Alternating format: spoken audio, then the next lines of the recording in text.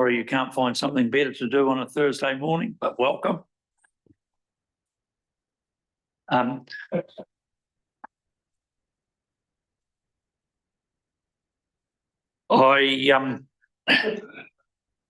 just, in opening the meeting, asked, do we have any apologies? Councillor McCone, I understand you have one for Councillor Percival, who is unwell. I apology on behalf of the chair.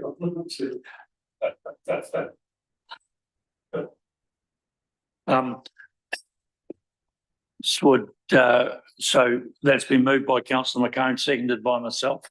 Madam GA, all those in favour? I think it's an apology. For lateness or? All right. We'll put him in as an apology and I'll amend it if he comes in All right. with a time frame. Thank you.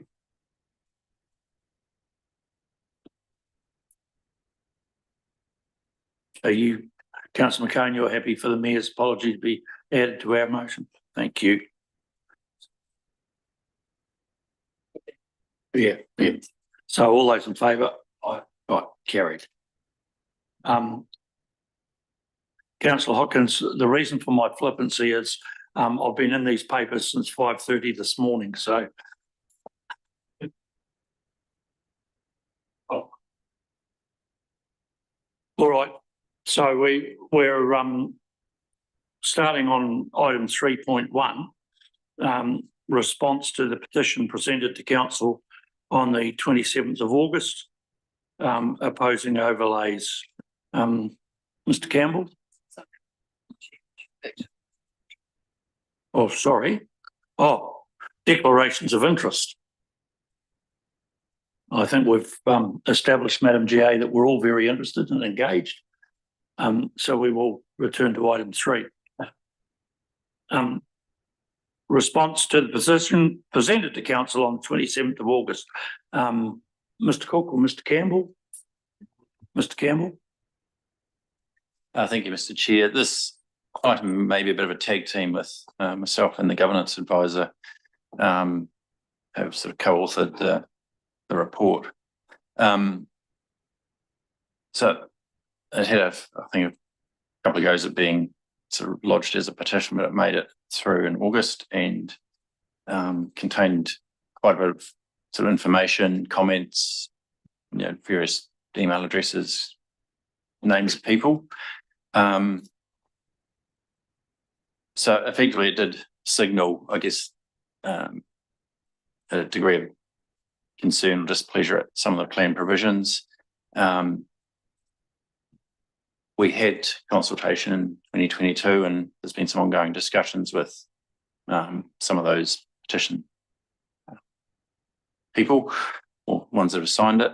There's been things worked through with the subcommittee, with various other experts really looking at things and changed what we were able to. And I guess, so where we get to in the advice on this is that there is a process to voice concerns about plan provisions going forward, which is the submission process. It's a bit hard to kind of deal with a petition that's saying people don't agree with certain overlays or provisions. It's not something we can kind of tackle in this kind of forum. There is advice here around potentially you could seek to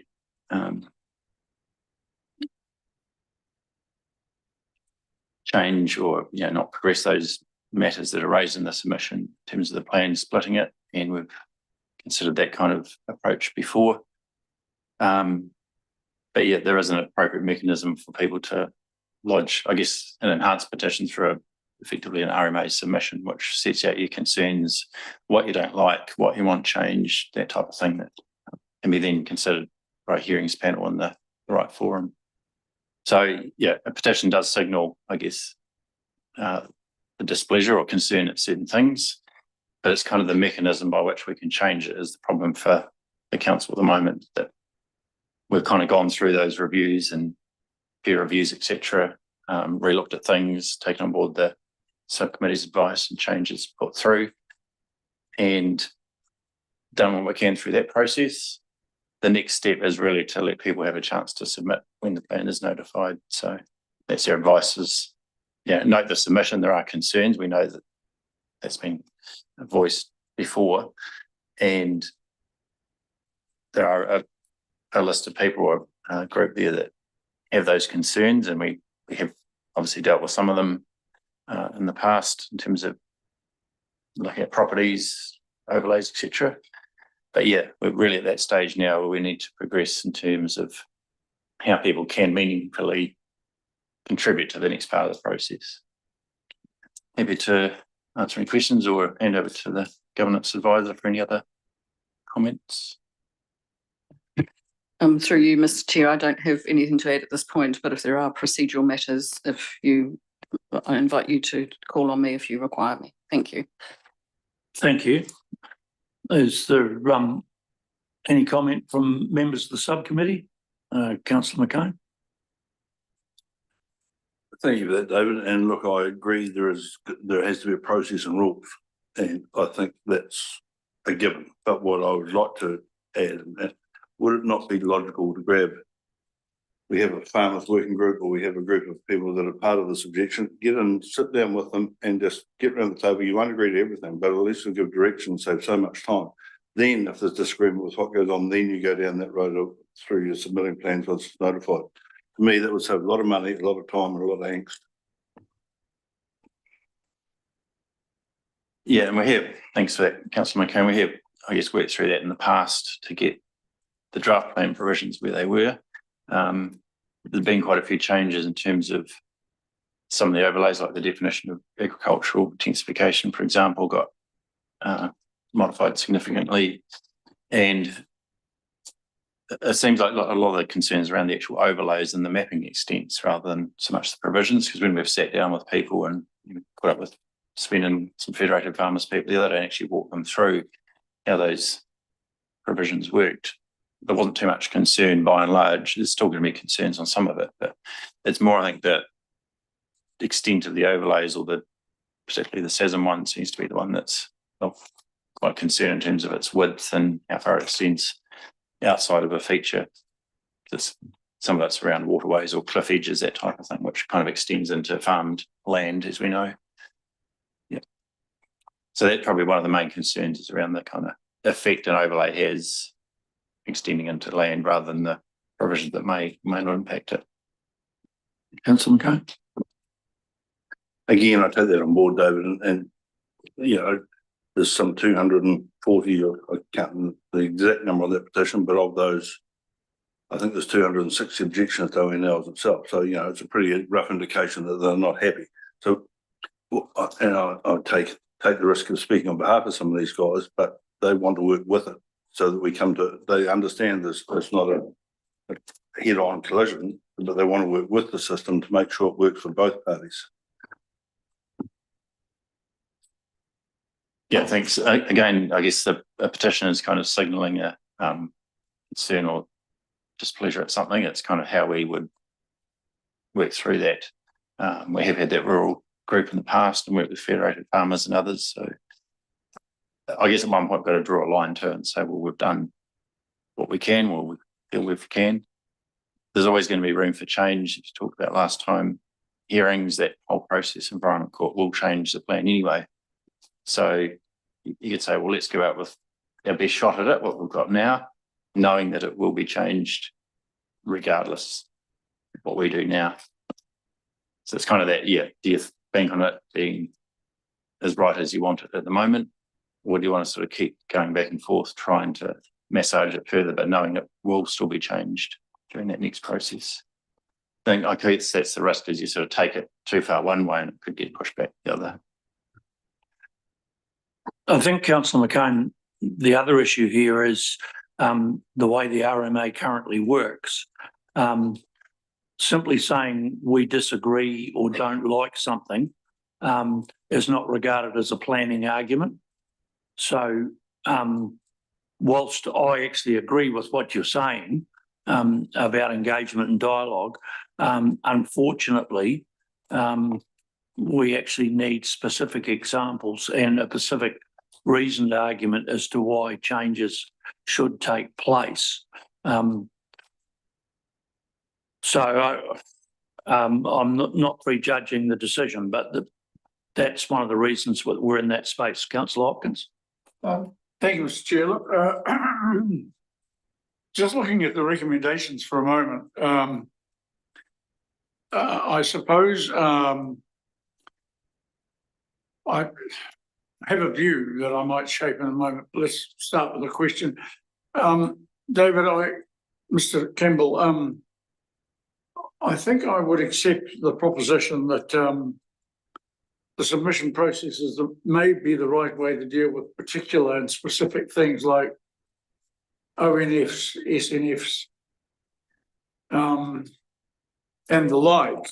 But there remains two areas where there are general and more general concerns, specifically SASMs and the mapping, and to a lesser extent, but to some degree, standing natural landscapes as well. Do you think there is any scope for further, as a response to the petition, do you think there is scope for any further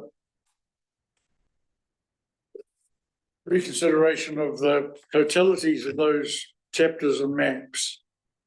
Or would you again be persuaded that the submission process alone would achieve the outcomes by way of response? Thank you, Councillor Hopkins. Yes, an interesting point around the extent of the SASM, both maps and provisions. And when viewing the Mackenzie District Council hearings on this topic, it was a hot topic there, and they had much larger buffers, I think around 300 metres, and some of the questions back to the landowners' concerns, what could you live with? And there was various numbers between sort of 50 and 100 metres given to the hearings panel. And it was also around, the uncertainty is one of the big concerns we've heard, is the uncertainty of, we know we go into a process with iwi and Ōkaha as their agent. We don't know timeframes, we don't know costs. What does it mean for our consents? And it can also impact on irrigation or other regional council consents where it's kind of flagged as a particular value that then extends across to discharge water consents. So we are working with Ōkaha and also talk to other councils around kind of serviceable agreements, timeframes, that type of thing, whether we can have some sort of in-house resource. I think it might be part of their organisation structure that could assist in that kind of filtering process, because that's one of the big concerns is, so we recognise there's values, but it's all this uncertainty of how we then engage and get meaningful feedback in a timely manner. And I know Sven's had examples where it's taking months and months for feedback. So if we can implement some of those, behind the scenes operational things to help the process work, then I think some of that concern will be met. It won't address the issue around the extent and how the rules get crafted, but they'll be subject to that whole process anyway in terms of change. With the ONLs, we have a pretty good arrangement with our landscape architects to get timely advice back from them. We've had a range of consents in those areas, and also rural scenic lately, where they turn that around pretty quick at minimal cost, really. New builds in the sensitive landscapes. So works pretty well. Thank you, Mr. Chair. A supplementary question. You just reminded me of something, Mr. Campbell. We've been made aware of, you talked about landscape architects and reviews of the ONLs.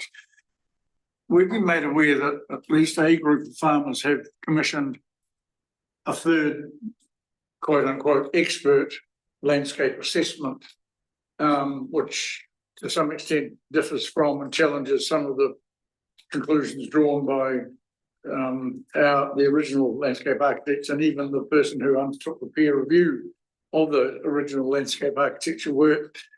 I haven't seen that third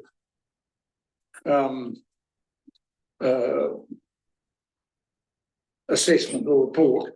Has it been presented to council officers? And if so, have you guys considered it? And if you have considered it, do you deem it to be worthy of bringing to our attention? Yes, I understand one has been done for certain properties and we have been sent a copy of it. I guess it's kind of quite late in the process now. Some of the recommendations for the Waitaki River feature that are later on in this report do kind of line up with that third landscape architect's advice as well. So that brings them quite close together in that regard. So again, through those kind of hearing processes, those things kind of can get teased out and close up about where there are differences often. Otherwise, the hearings panel or the court will go with preferred set of advice for whatever reason. Thank you. Yeah.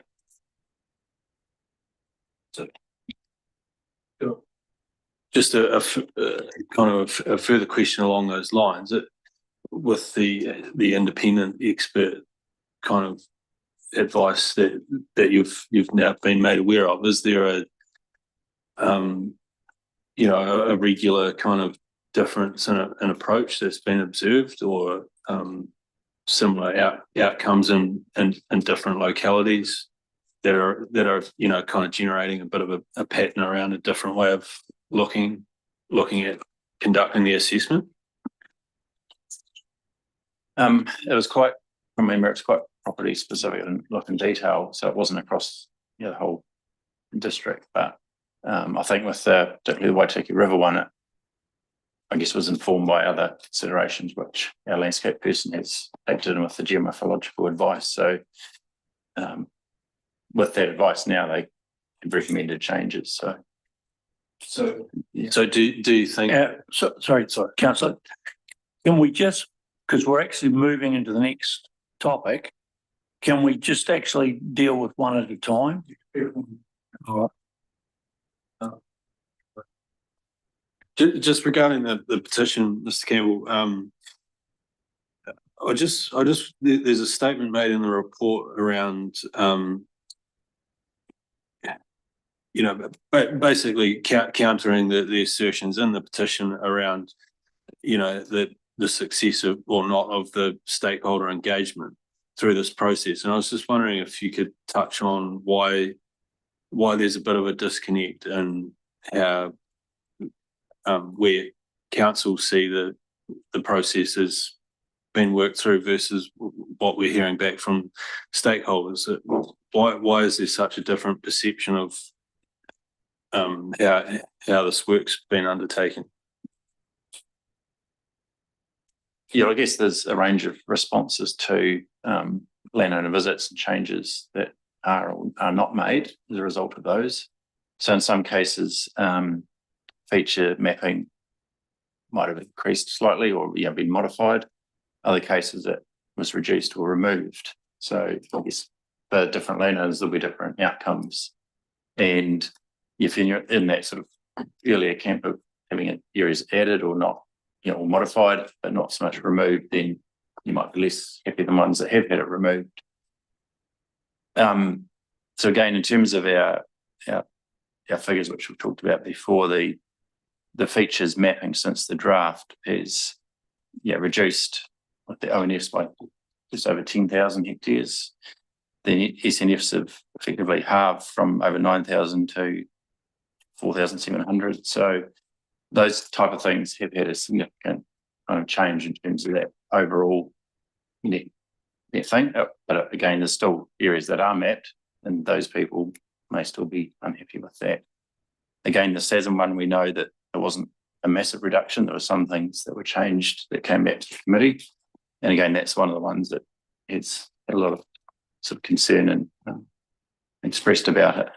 So yeah, we do know there's still a lot of land that is affected by overlays, but it is quite a change from when we went out with the draft, which was the whole idea of going up with the draft, was to have that process to relook at it, have the peer review, and actually get it into a form that was more acceptable, I guess. But doesn't take away the fact there's still going to be land affected by that. Mr Cook? Thank you. I think one of the other aspects of this is it has taken so long. We've been on this journey for a very long time now, and at various points throughout that, there's been peaks and troughs in engagement. I can't even remember whether you were on council when we were doing the rural reference group meetings, which were a series of meetings where the rural sector were contributing to the district plan. We've consulted on the draft. We've had troops out on the ground. One of the inevitabilities of this process is you can't make everybody happy. It is the longer we proceed in this journey, the harder it will get, I believe. Thank you for that. Does it relate to the original subject? Yeah. All right. Yeah, I guess on the note of the engagement with the farmers throughout this process, I was just wondering, Mr. Campbell, if you could touch on how much of this process has been a voluntary process by council versus part of this, what would be the statutory process and bringing this plan to a proposed stage. Yeah, I guess the throughout the length of the review, there's been people engaged at various times, and people have come out of the woodwork quite late in the piece as well. And they've suddenly realised there's something there to, I guess, trigger their awareness.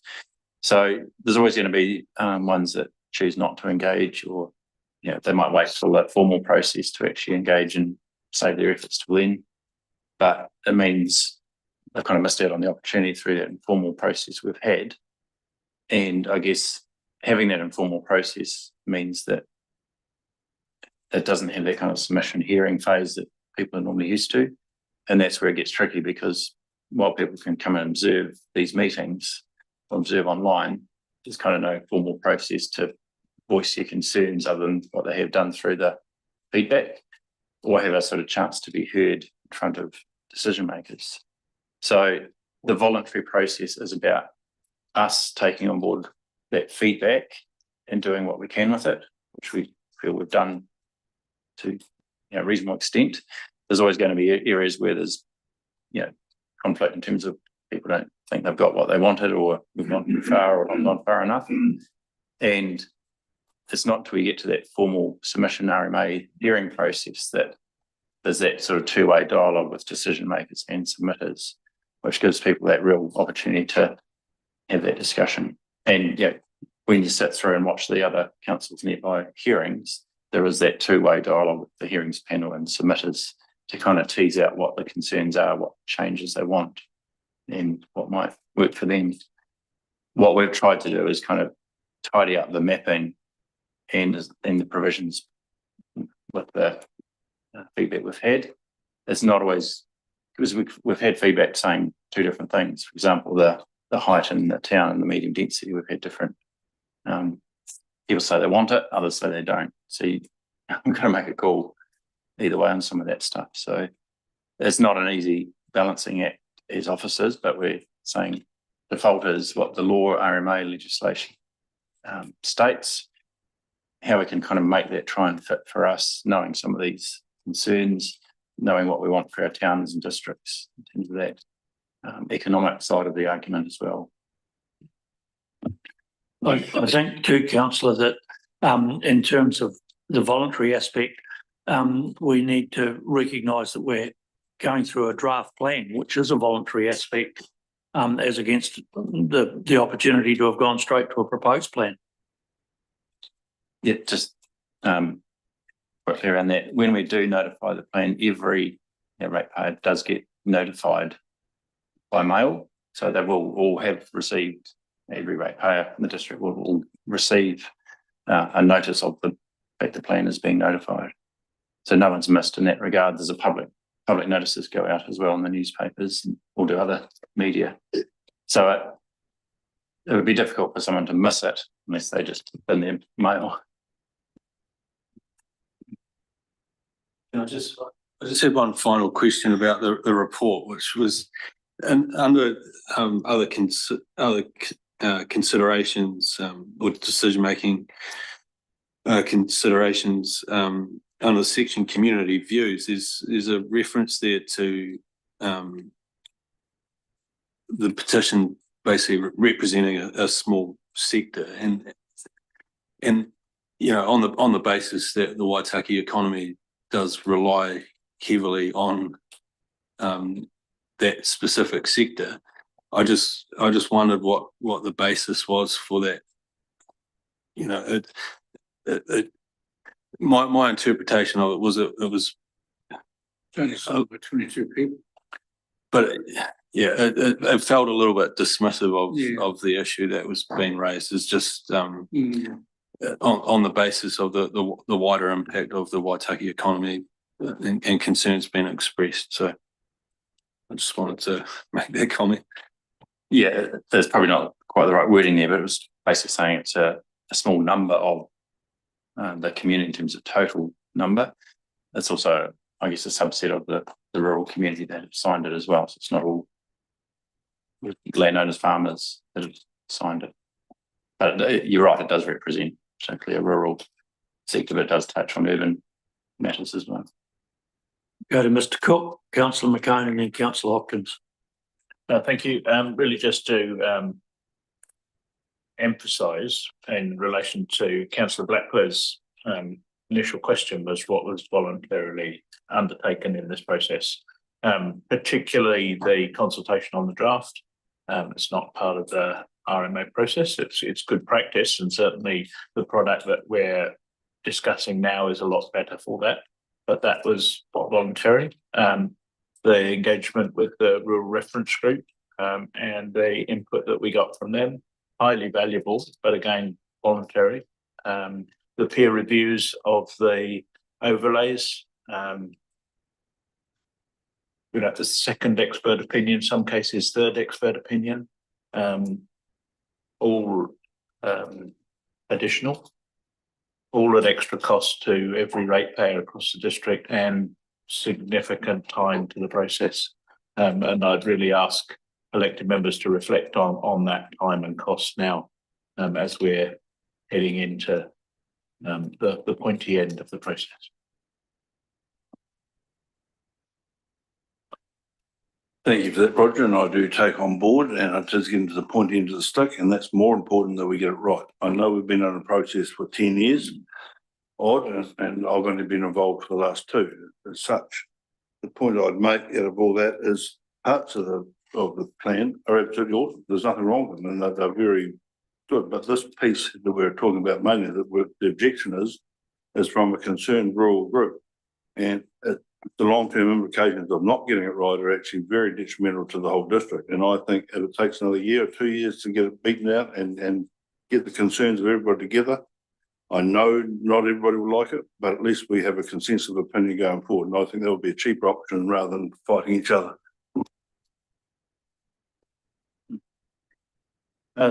Thank you, Councillor. I firmly believe, and I'd welcome David's opinion on it now, the fastest and most cost-effective way now to get this to where people want and ensure that everybody has a fair view is to move it to the formal consultation process on the proposed plan. It allows people to supply detailed information. It allows independent parties to now decide which direction we go. I don't believe further consultation of another 240 people who've signed the petition, or whatever number it is. If we do 2 a day, that's going to add 24 weeks to the process. 24 weeks of rewriting the material, which would then have to come back through council to be further discussed and further debated, further approved. That's no faster, no more efficient than actually going into the formal consultation process.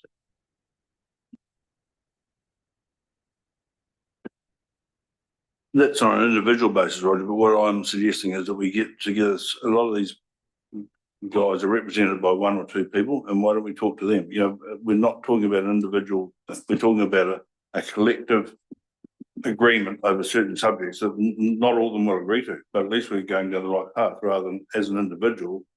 It's very hard to get a consensus of opinion. Your sheep tracks going all over the place.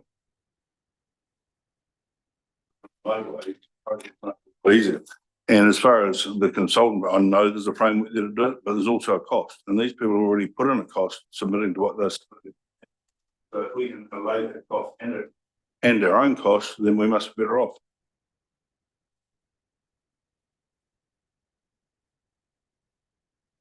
My view is, I'm not sure that in the end, delay will only confer benefit if and when Parliament gives us absolute clarity.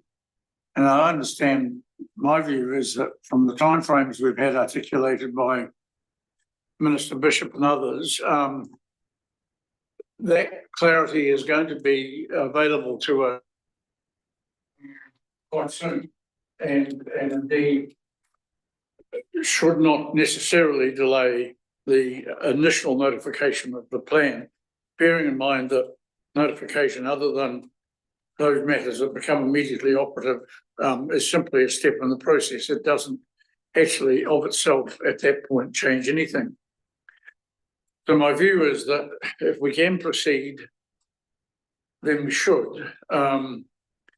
But I think in response to the recommendation, if you'd allow me, Mr. Chair, I'd like to move the recommendations, but with some changes, if that's okay. Well, you can try. Well, I'll move them as follows. I'll move the recommendation number 1 as it stands. I would like to move recommendation 2 in an amended form.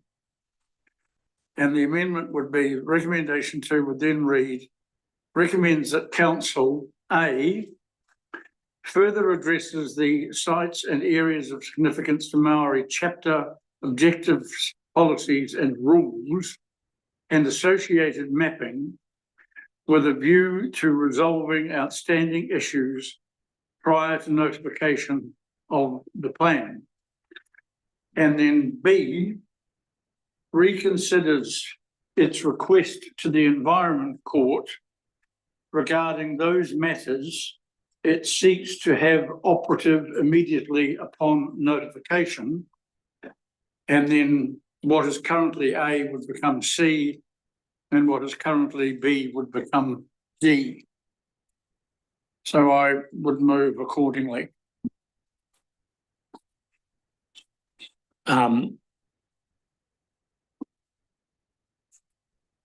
We'll just go through the governance advisor. Are you happy with that you have that?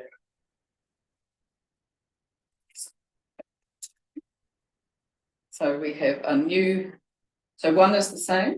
Yeah. So 1 is the same. Correct. 2A is different. Correct. Further addresses the sites and areas of significance to Māori chapters, objectives, policies and rules and associated mapping with a view to resolving outstanding issues prior to notification of the plan. And B reconsiders its request to the Environment Court regarding those matters. It seeks to have operative immediately upon notification. And then what we have in the report as 2A becomes 2C, and what we have as 2B in the report becomes 2D. Correct. Councillor Blackley, you had a question? Oh, sorry, Mr. Chair. I think probably procedurally you should call for a second to first, if I may make that point. All right, no, that's fine. I thought the question may have been around clarification.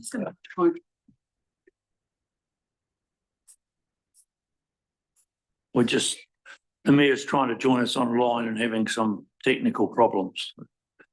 All right, so everyone understands what Councillor Hopkins is proposing? No, all right. Did we see that, like, on the tax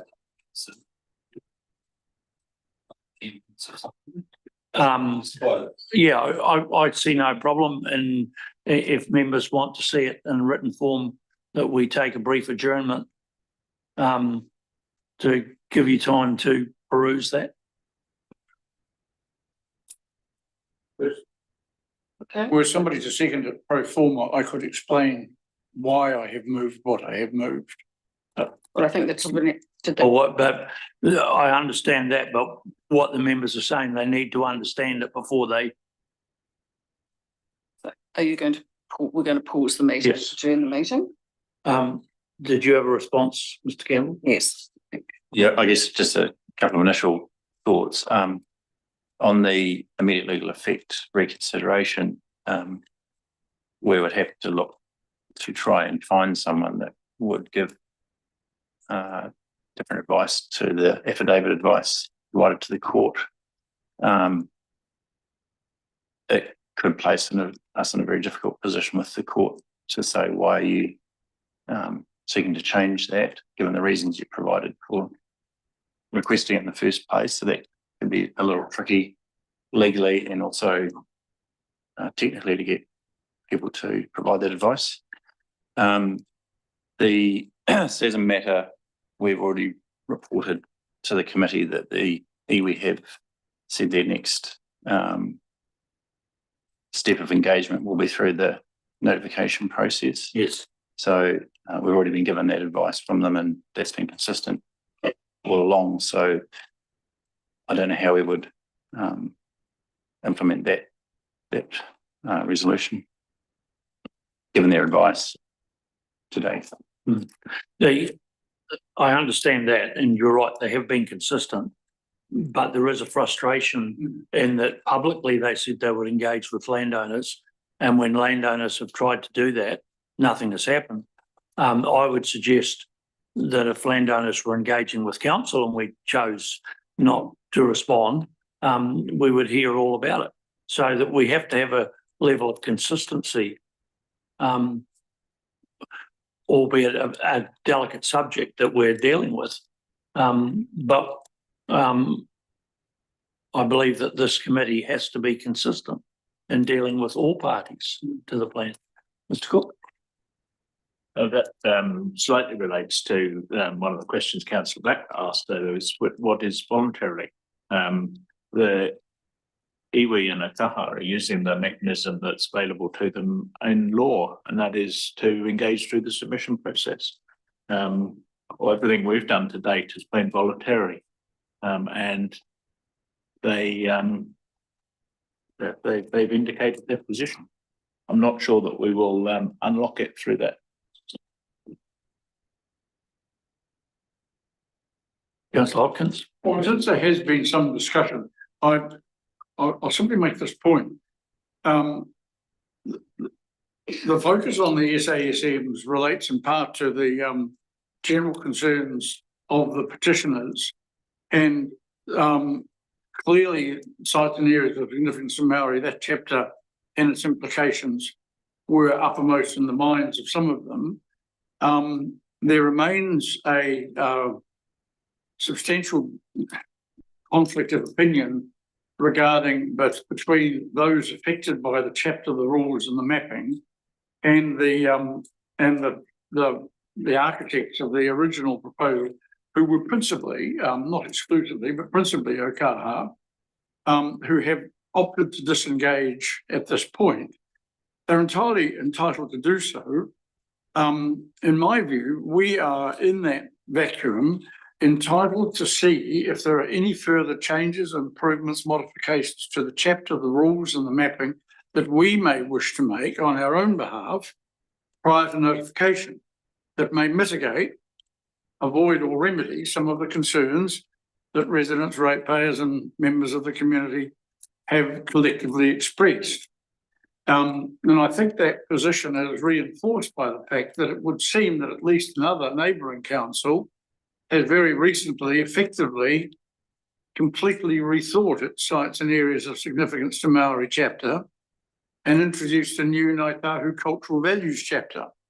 Now, I struggle on the basis of the information I've received so far to see how that meets the section 6 issues of national importance test.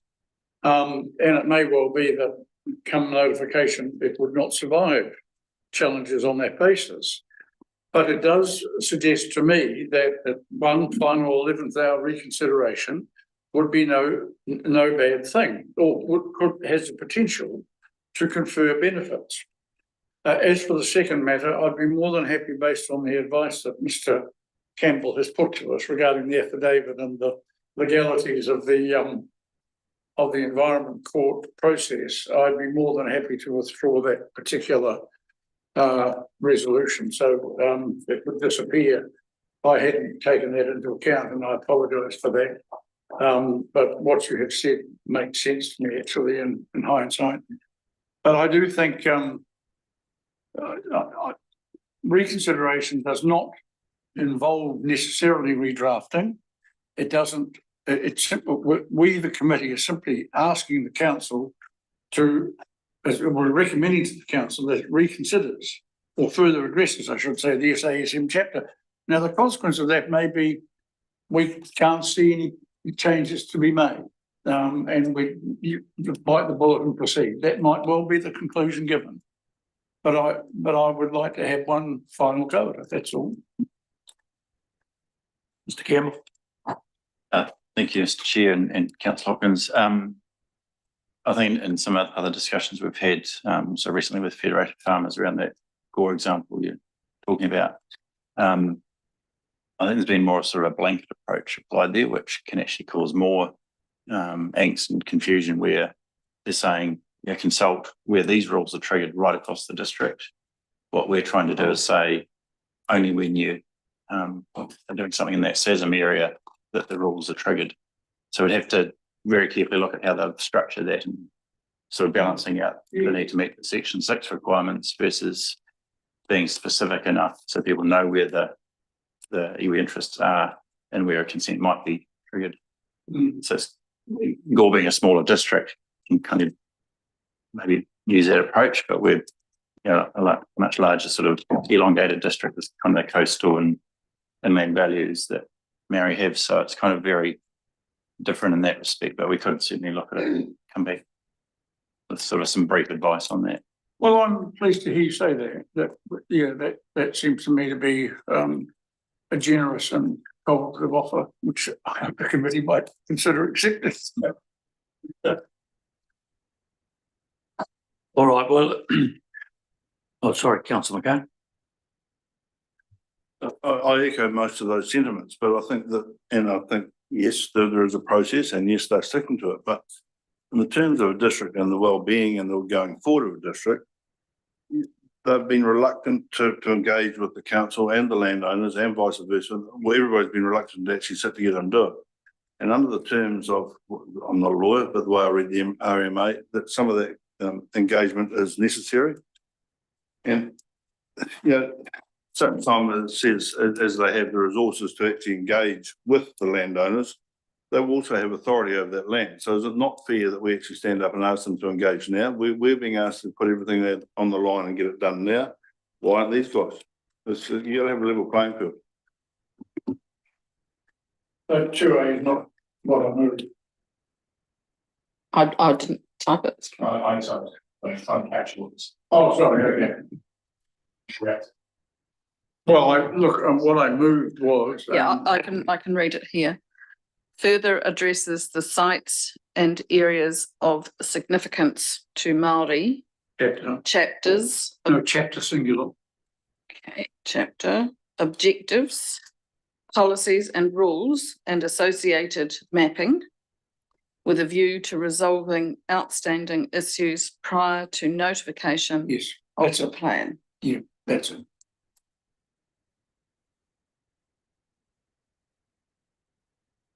Okay, Maori chapter.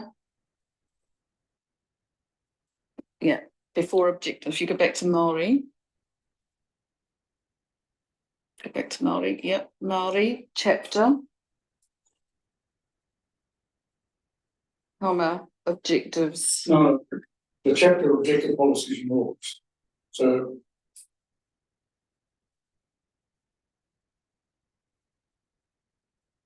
policies and rules prior And associated. and associated mapping Associated. with a view to resolving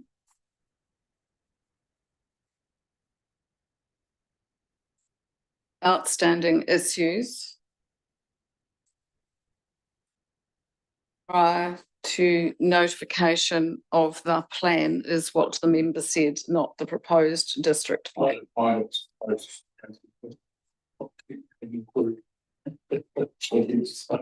So are you making that amendment? Do I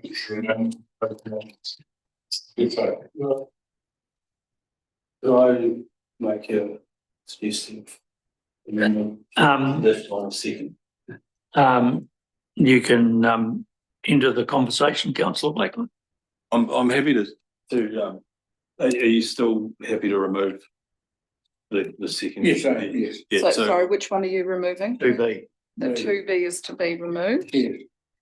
so I'm happy to second that, but I would, with your permission, Jim, I'd suggest that we replace sites and areas of significance to Māori with just the word sensitive overlay chapter, All right, which would open it up to the other okay, chapters that Sorry, with the word what, sorry? sensitive overlay chapters. Sensitive overlay chapters. Yes. So, councillor, are we going to rewrite the district plan? You know, if you're wanting to open up all the other chapters, and I'm not saying that's not a possibility, but let's be clear. We started off here with a specific chapter we're dealing with. You're wanting to include all the other overlays as well. Well, I don't think the petition, we're still in the petition decision. Yes, Well, hopefully we are. I don't think it speaks specifically to sites and areas of significance to Māori only.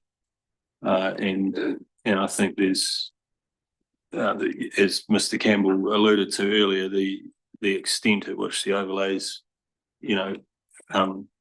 have essentially buffer zones added into them. The objectives, policies and rules within multiple chapters will, potentially have impact. Councillor Hopkins. look, yeah, so I do accept the point you're making, and I did actually think initially of moving a recommendation or an amended recommendation, effectively saying that.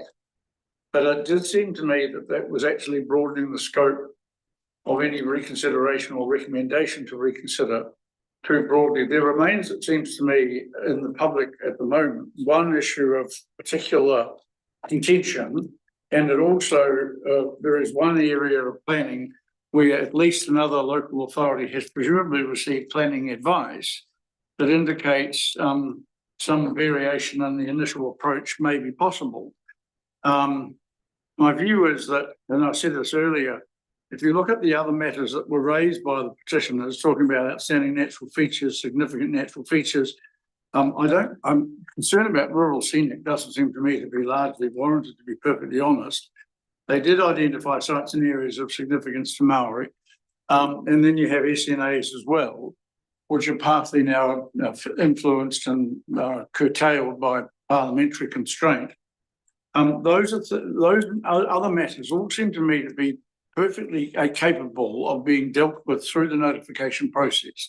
They relate to particular geographic or actual features on maps, and they can be debated, analysed and considered through that process, I would have thought, very effectively. The general intentions and purposes of a couple of the chapters, and I might have been tempted to include outstanding natural features as well, but outstanding natural landscapes. I do feel in the end we're probably going to have to rely on the submission process there as well. But there does appear to be less contention and concern, at least being currently expressed in that regard, which is why in the end I lighted on the recommendation that I did. So if you'd accept that explanation and support it accordingly, I'd be grateful. If you can't, then it won't happen.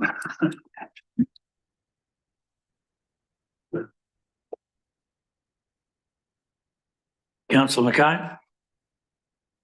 For want of better wording, would it be better and use the last wording of the last 6 or 7 words in option 3 in matters of natural and cultural map overlays?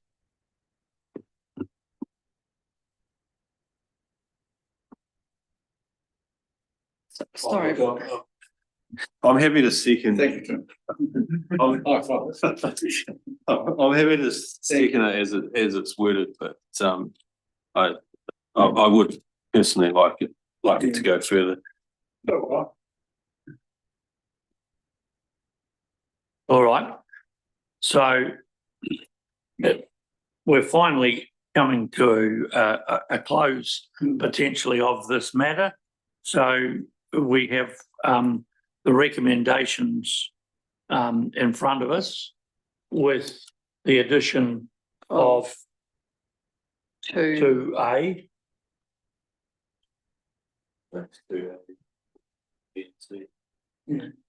Yeah, so we've got a new 2A, we've deleted 2B, so then B is now C and C, yeah.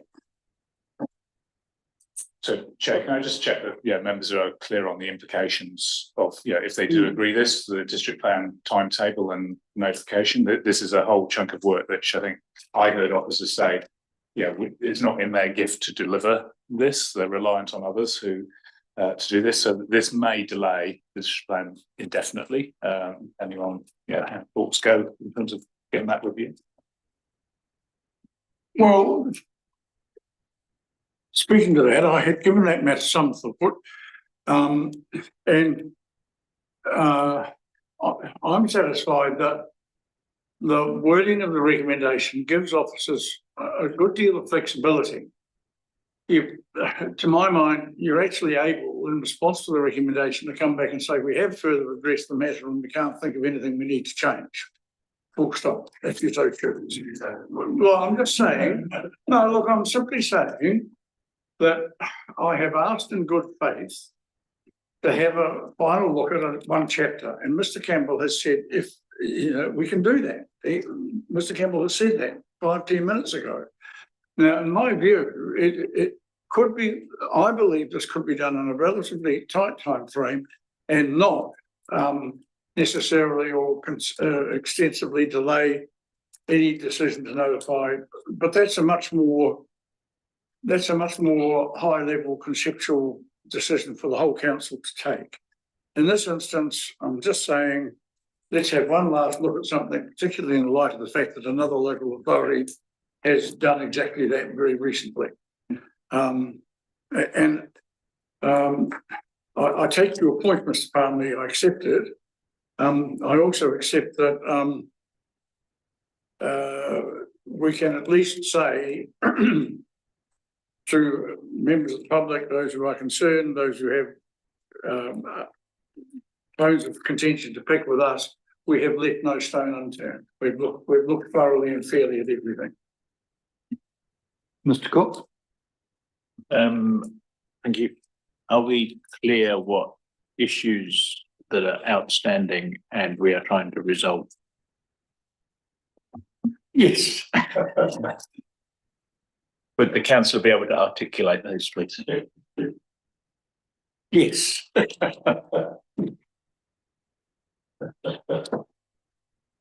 What are they? The maps are wrong. The costs and potential delays in terms of seeking consent for activities are excessive. The uncertainty is too great.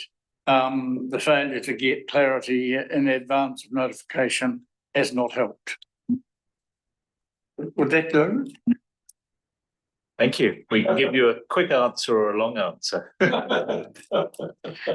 I think, look, one of the best examples of the SASM chapter, I was approached by a landowner who was fortunate enough to meet with iwi and established that the overlay on his land related to the historical hunting of wood pigeons in that area.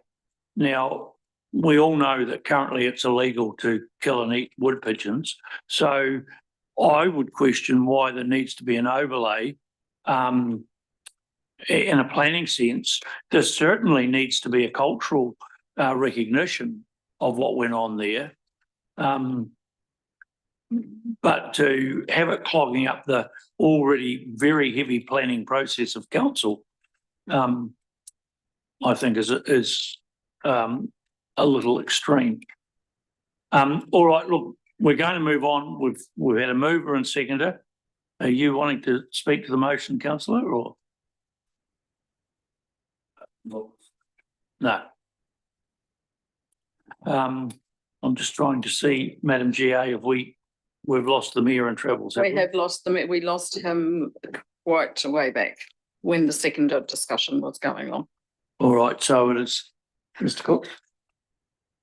Can I just confirm before you take the vote that elected members are well aware that this will delay any progress on the district plan? Can I just confirm that statement without necessarily giving us more detailed information is a conclusion drawn in advance of, I believe competent planners could come back to us within a fortnight. I'm sorry, they could come back with some high level stuff, even if the further addressing said, hey, look, we've identified 3 rules that we think we need to change. Give us a bit of time, we'll do it. We'll do that through the notification process. Because we've already talked about the council itself responding by way of notification to its own plan in response to parliamentary changes. So I do not accept that that's necessarily automatically going to happen. It could do, but it isn't guaranteed in my view that it will, Roger. I just don't believe that. Sorry, I don't. Mr. Campbell? Can I just pick up on an insinuation there? Competent planners, we only employ competent planners, Councillor Hopkins, so please. Well, exactly, that's what I mean. That's exactly what, sorry, I wasn't suggesting for a moment that we had anything other than, that's what I'm trying to say. I've got total faith in a competent team that can deliver a quick assessment of a quick response to the recommendation. I do apologise if anyone misconstrued what I was trying to say. Right, Mr. Campbell, we'll have your confident response. Thank you for clarifying. I guess we'll have an opportunity, maybe in a couple of weeks, to come back to this and say what level of information or process might be required to make any changes, if any. As Councillor Hopkins pointed out, we could say, yes, we've got some more work to do and let's address it through a staff submission to the notified plan. If we think there's not going to be much ability to change or much needed at this stage, we would say that in a couple of weeks and say, look, looking at the other example, it won't be an exhaustive New Zealand-wide search of these provisions, but specifically looking at that Gore example mentioned, saying, well, if you went down that approach, this is what it might look like. And if we felt there was going to be more changes needed, we would signal a staff submission would be the better option rather than trying to sort of hold up the whole plan just for this one issue. But it would be follow-on work later on. It just means that it wouldn't come through as a change to the plan. All right, so everyone is comfortable in understanding what we're now about to vote for?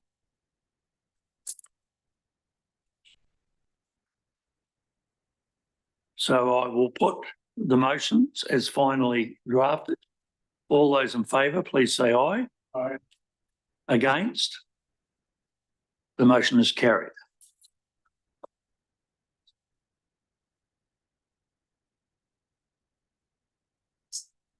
And may I thank Mrs.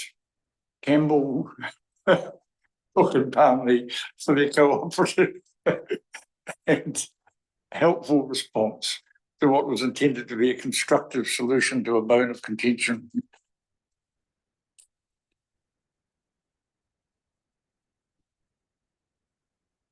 All right, we move on to the next item on the agenda.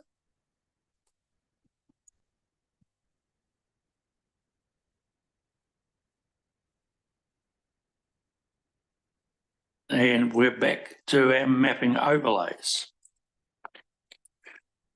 The last raft of maps are 64 through 77. Are they gonna go up on screen, Mr. Chair? Um,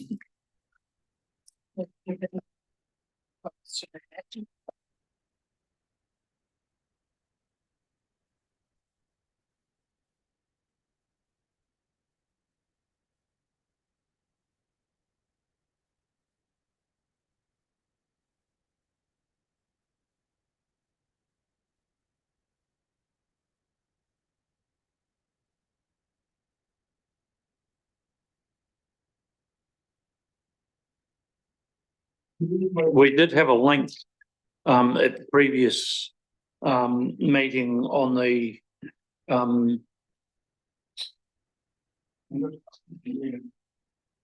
because whilst we're talking about maps 64 through 77, my understanding is it's only maps 64, 65, 66, 68, and then 74, 75, 76, and 77 that were left. That's on page 93 of the. On that 22nd on the live report.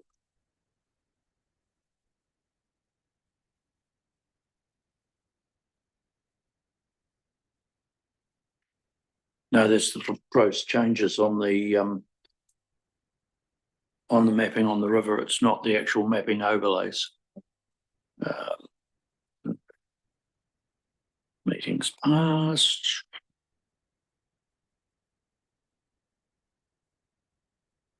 Oh, thanks, David.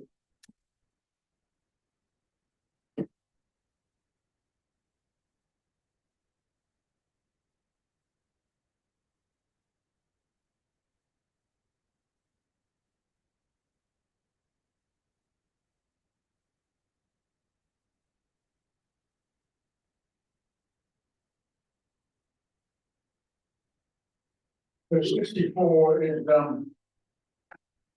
you should hold it up and do it. This is here.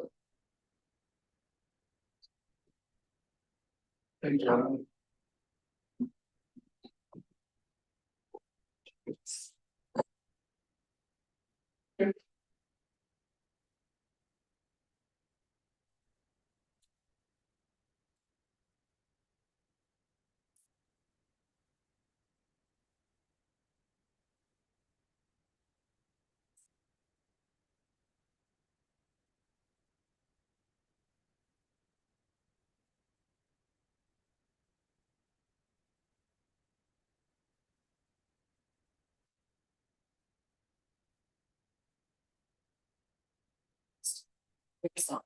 You're on that website.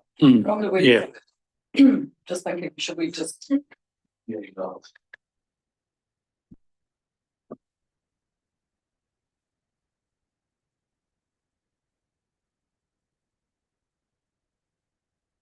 So, Jim, Mr. Chair, I'm just wondering, we've seen map 64. Might we be able to move to 65 unless anyone has any questions or seeks any changes? Well, we have been actually passing the maps individually, but because we're down to this last raft, I'd suggest that we work through them and pass them in their entirety.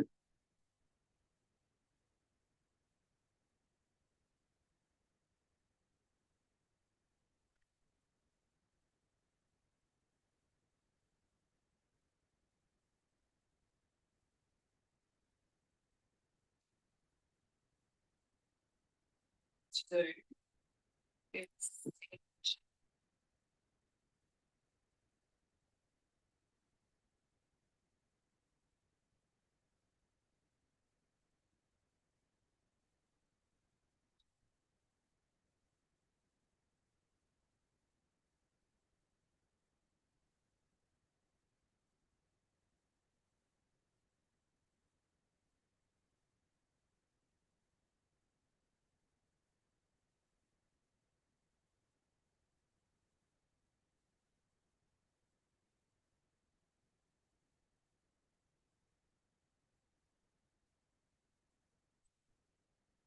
Through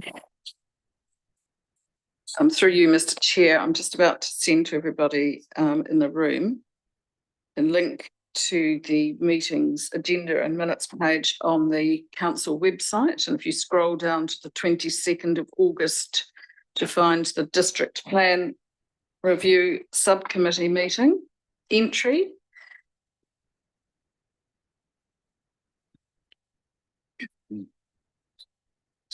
Would you like me to share my screen again from the website so that you can go through the map?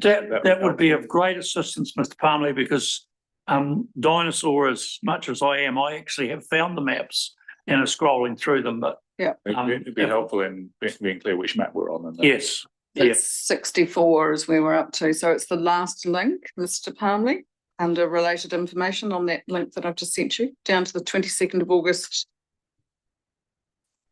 DPRSC meeting. That was 64, brilliant. Okay. Well, just turn around and look at, councillor, turn around and look at the screen.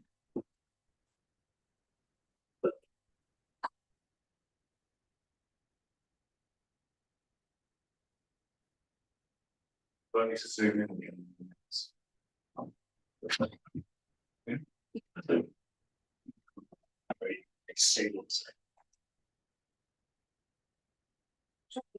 And as a reminder, is there 3 or 4 maps per? Yes, there's a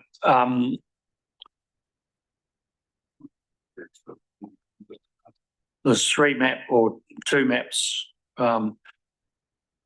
So for example, we have Herbert, then we have the natural hazards and infrastructure.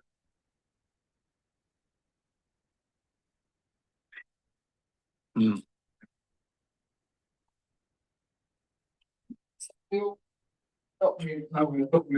absolutely happy to sample versions. So I'm happy to do what you want. I can go in, zoom in onto individual maps, or keep it at 2 maps per page, whatever works for you, really. So going through those.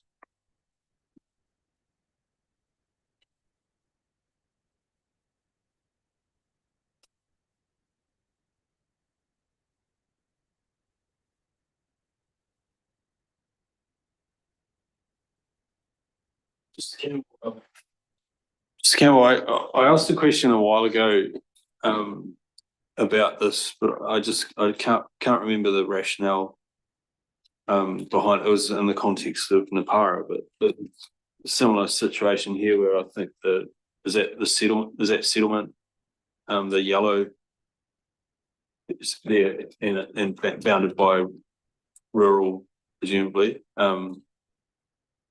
Why when there's lot sizes similar in nature to the settlement lot sizes, immediately adjacent, why do we make the distinguishment for the boundary of the settlement zone where it is and not kind of two blocks to the south? Yes, in that case, there's rural lifestyle extending south, and then it goes into rural, which reflects the predominant, basically, land use pattern. And a lot of these settlements were surveyed, even back in England in the day, and a lot of that land hasn't been taken up over the years, for probably 100+ years, for various reasons. So it's generally the practice is to zone to the predominant land use, unless you're planning on further growth. There's probably quite a few of the settlement zone sections under sort of multiple sections under one title, so they could be further developed potentially if they could be serviced. So you're always going to have that sort of mix and match of different zonings around those previously surveyed out townships, and a range of uptake of the sections that are zone settlement.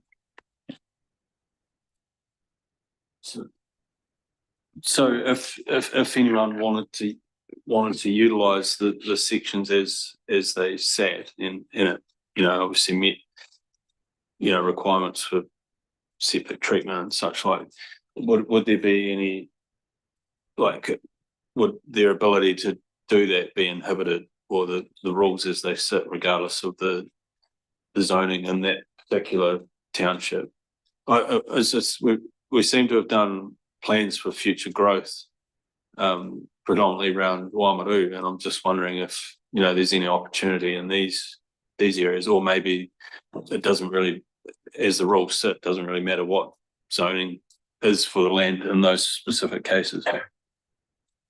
That's a good question. So, like, so we've got the general rural at the southern end of Herbert there in small sections. If I've got a title that's at least comprises 3,000 square metres, they can build, as opposed to the 4 hectare for a new subdivision. So it does pick up that there's historical titles that will be smaller than the current minimum. And providing they've got that 3,000 square metre minimum, it's that opportunity to utilise those at that much lower density than the 4 hectares. So it's just almost like a grandfathering type clause that we've got there now. This is generally a rollover of the plan to reflect that, of the current plan. All right, we'll move on then to map 65, which is moving into Glenfern and Corriedale.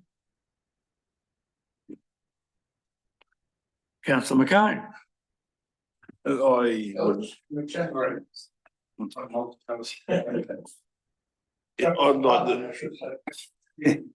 I'd like this map put on hold, because in the previous, with our SESMs and everything else, that the cultural values encompass a heck of a lot of stuff that is not actually rectified or identified what we have.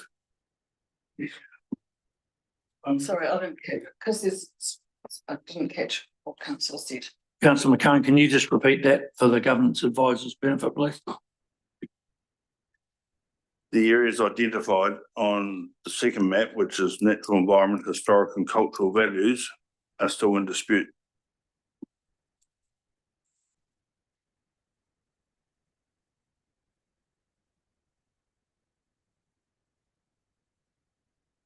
Campbell.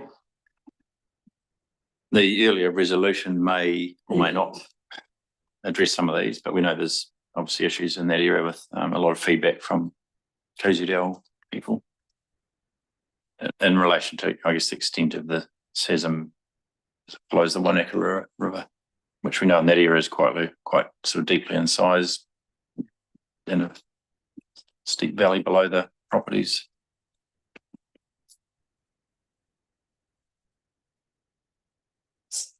Yeah. Well, we have a desire of Councillor McCone to have it on hold, but I'm not seeing any support around the table for holding on to that map. Bearing in mind that, as Mr. Campbell said, the previous motion and revisiting the SASM chapters may well achieve what you're asking for in putting the map on hold. But Councillor Blackley, you had input?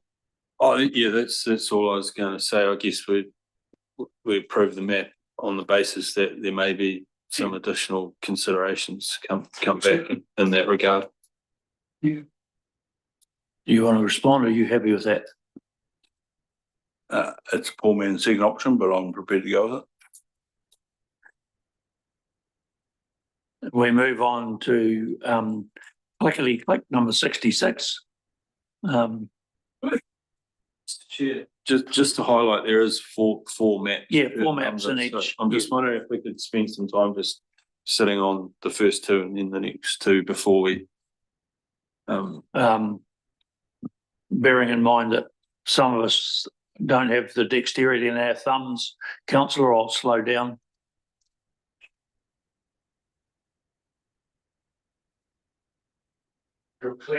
That's fine. All right, we now move on to Hampton in 66.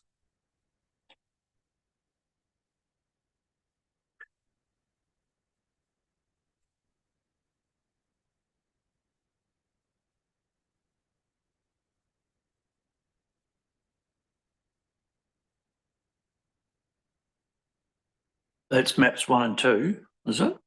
No, that's 3 and 4.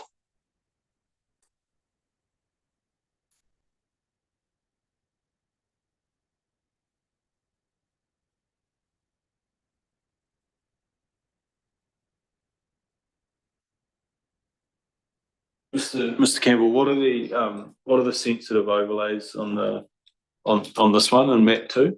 I'm sorry, I think you'll find that heavy pink overlay on map 2 is Sassam. I'm sure all that waterfront in Hamden, up to the main railway line, or might have even been the main road, had cultural significance to iwi. Yeah, Mr. Campbell's nodding in agreement. And is the confines of that overlay predominantly sitting in the reserve land and then round into the rural? Or how much residential is impacted by that overlay? Yes, if you shoot up to the page above, it does overlap with the settlement, open space, general rural zones, and that sort of eastern portion of Hamden. There's also the coastal influence coming in there with those sort of pinky purple shades on the far east side, which are more in that sort of inundation along those low-lying parts of Hamden.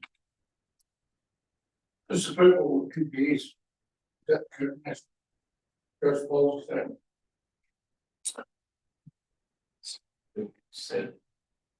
No, the red stripes are the Sassam. The red stripes of the Sassam.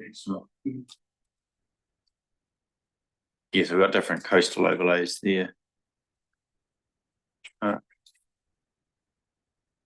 Yeah, suspect is that it? substantial purple one is environmental rather than cultural, to be honest. Something tells me it's something to do with tsunamis or But no, that's further down. So we've got, there's a lot happening on that piece. We've got actual blue stripes running vertically, which is coastal environment. So that's sort of more definitive area further east. And then the pink that overlays it is called coastal area of degraded natural character. So it's saying it's coastal, but has been modified. And then there's actually a natural feature one by the look of it right along the coast. That's more sort of orangey pinky colour, which sort of extends further north also. That's sort of a subset within that coastal.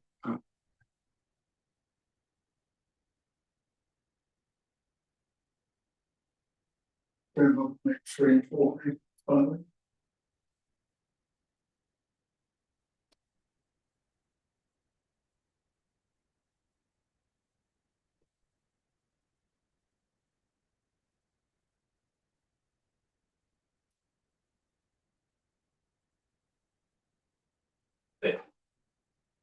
Is the tsunami one? That's right, yeah.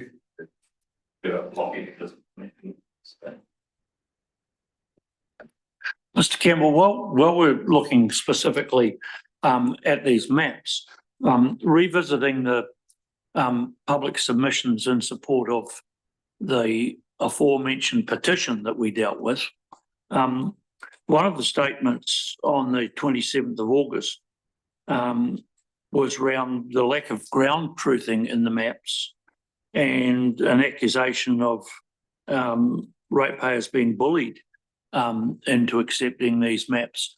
Are you totally confident with the review process? I know that we've found, courtesy of Ms. McGregor, indiscretion going back to the previous district plan, but are you totally comfortable that the current mapping as in the plan is ground truthed to the nth degree? Well, I guess it depends what layer you're talking about, because even some of the hazard stuff has been further refined by regional council where landowners have said this doesn't quite align. So where they have been able to ground truth it is, but there's always going to be hazard lines that do need further clarification, for example. So until that's requested and done by the relevant expert, then there'll be elements that are not ground truth, elements that will be. it's based on, some of that information is based on kind of modelling. I guess the cultural values is based on kind of their understanding of what's there, whether it's exactly to the main road or not in Hampden's probably a matter for So, discussion, but yeah. yeah, so what you're saying is through the process, we can expect to find discrepancies in the maps.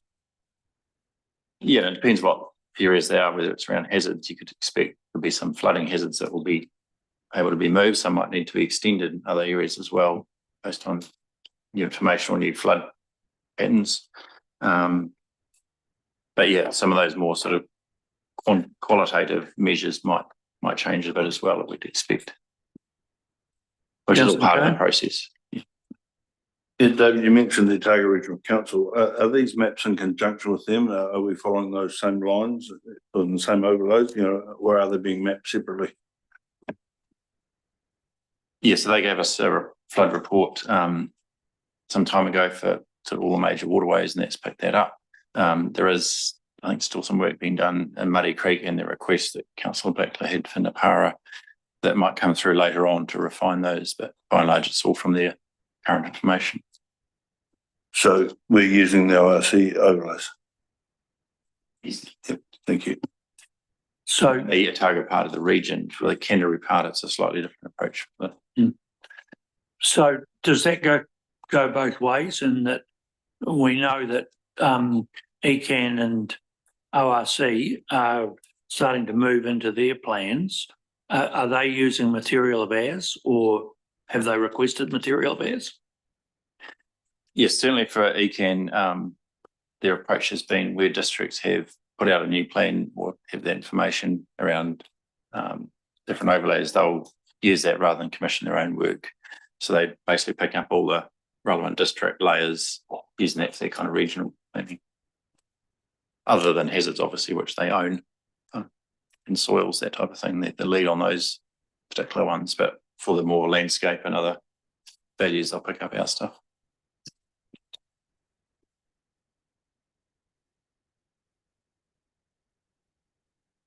All right, no further questions on 66. Can we move to 67, which again is still dealing with Hampden?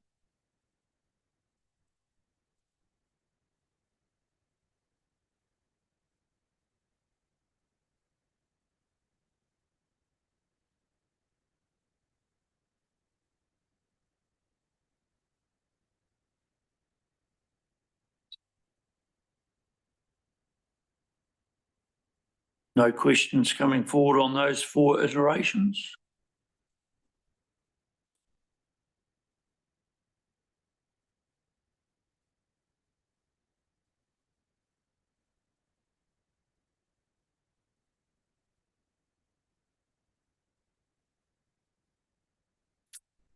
I propose we move to map 68, which is Moiraki.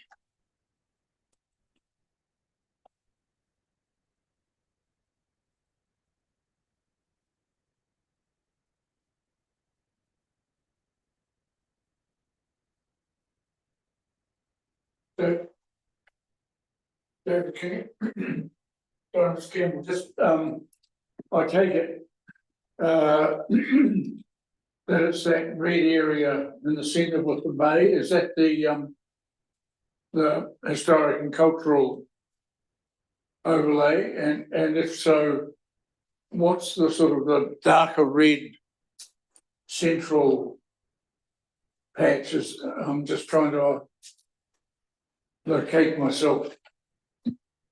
Yes, that one there, Yeah. here. So a whole SASM area right across there, and the red patch is a significant natural area, so it's a bit of a remnant bush. Right. Yeah.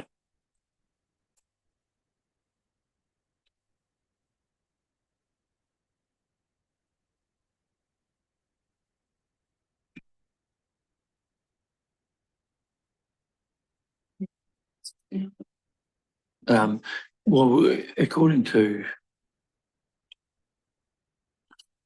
Doesn't it bring your attention to the hazards map for Moiraki, and it's something we're getting corrected. So you'll see there's the red area, which is the land stability high risk, The sort of light purpley lavendery colour is very high risk. So that's the areas we know there's some movement or hotspots affecting Haven Street.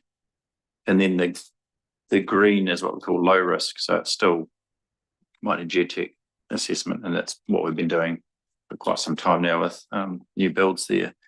There is a funny little slither there that runs between the green and the red. So like a white ribbon. They're hard to pick up, but it's kind of like a line there. And it's very narrow, but effectively we'll be recommending to council that be put in as a medium risk area. It's an odd emission because of the mapping, the way that's been mapped, to have a gap between low and high. And as you can see, most properties will have a bit of either high or low, so they can't, it's not like it's trying to add an extra regulation, but it's just picking up that there was a transition from low to high in that narrow strip. We're not sure why it's been mapped like that or identified by the geotech engineers, but it's it just sees closing up in terms of the mapping and rule framework. You can't sort of have a strip that has no hazard protection when it clearly is in a hazard area. So we'll tidy that up as part of the work. Just so it's not an anomaly, we've got a sort of about an 8 to 10 metre width strip of kind of no man's land that'll be coming through to council, just to note. Has Otago Regional Council gone about assessing the risk zones here? Is that based on the Tonkin and Taylor report largely? And if so, from memory, did they not define areas of low, medium, and high in their report, which kind of look quite different to what's set out here? So you're right, Councillor Blackler, this is the starting point was the Tonkin and Taylor report from quite a while ago. We've had some sort of review work done on that, and obviously run it past ORC, and this little sort of mapping issues come about because of that, which we're tidying up. So this will be the more current map going forward. So they've used that as a starting point and then modified the assessment from there. Yeah. And when the risk layers are established, is it based on basically the unmodified or unmitigated scenario? So like if you use Howard Street in Dunedin as an example, would that still around near McKendree Bay, which is sitting on an existing slip and scarp kind of mechanism, would that flag in the hazard maps as a natural hazard, even though it's been modified and mitigated to make safe? Yeah, the main concern here is around obviously the very high risk areas, which are quite minimal and don't tend to have buildings on them, but it's around the ground conditions that will dictate how you future develop the site. If you don't do anything, it stays as is, but it's more around the building side of it, which is where the risk is around buildings moving over time. So it triggers that kind of need to do specific investigations depending on the type of build people want to do. So there was a set of recommendations in some of the reports that we received about potential infrastructure improvements we could make to one example was a solution to lowering the water table, which would then reduce the risk and basically disable one of the primary causes of the mechanism. So like if we did put those mechanisms in place, would the hazard mapping change, or would it, and like would we need to consider amending that, or would it just remain?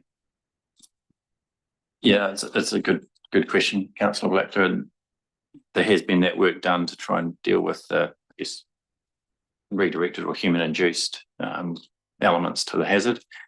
The underlying hazard's still there, and if we get big rainfall events like we had in October, then the hazard's probably going to come to light again and happen. So it's probably not something that's akin to like stop banks, that type of thing. So the hazard risk is still there regardless of those modifications we've done. So we don't want to create a false hope that we've redirected water or stormwater, therefore it's reduced it enough, because when over time it can rear up depending on the conditions. Thank you. All right, we're going to move on.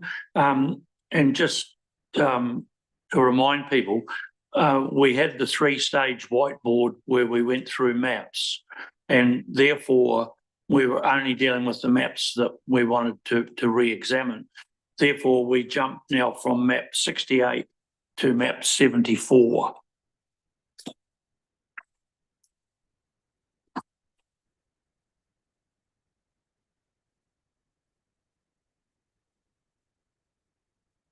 Poor old Palmerston, you don't know what to do. Or ACK. With your permission, Mr. Chair, could we just go back to Palmerston and just sense check the recent events that we've. Look, Councillor Blackler, I'd love to take you back to Palmerston. So we will stop off at map 73 on the way through.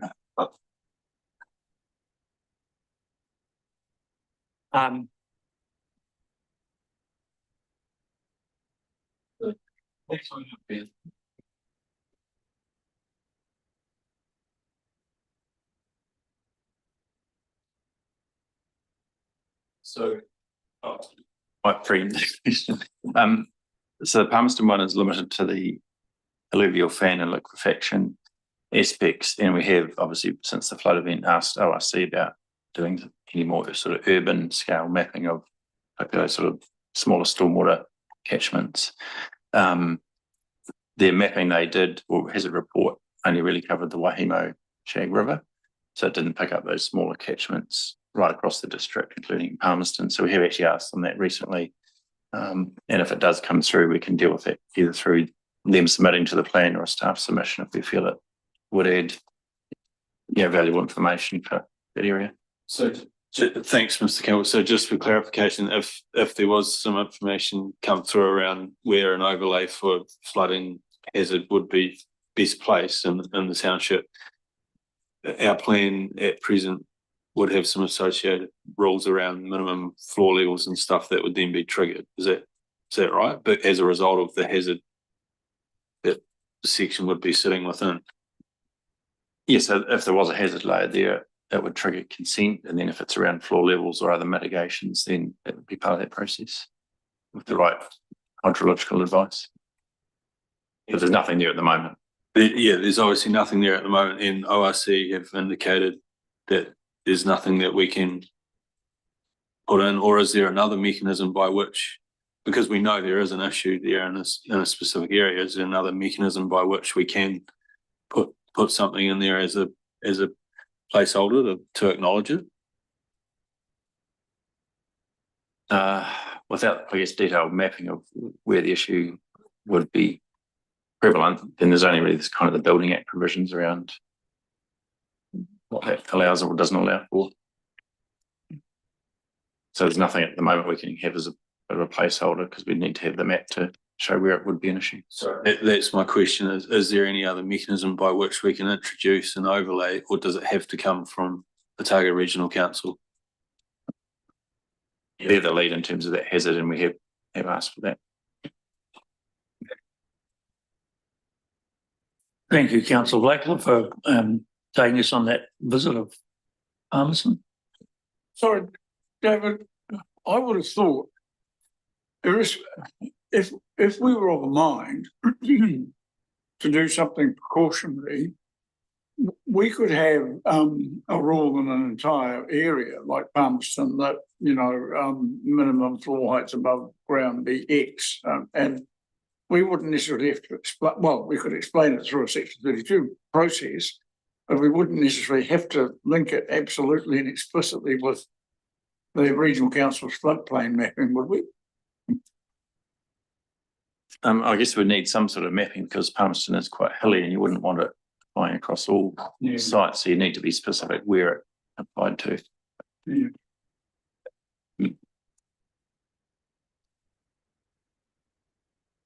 All right, so we resume on map 74, and we're in central northwest Oamaru.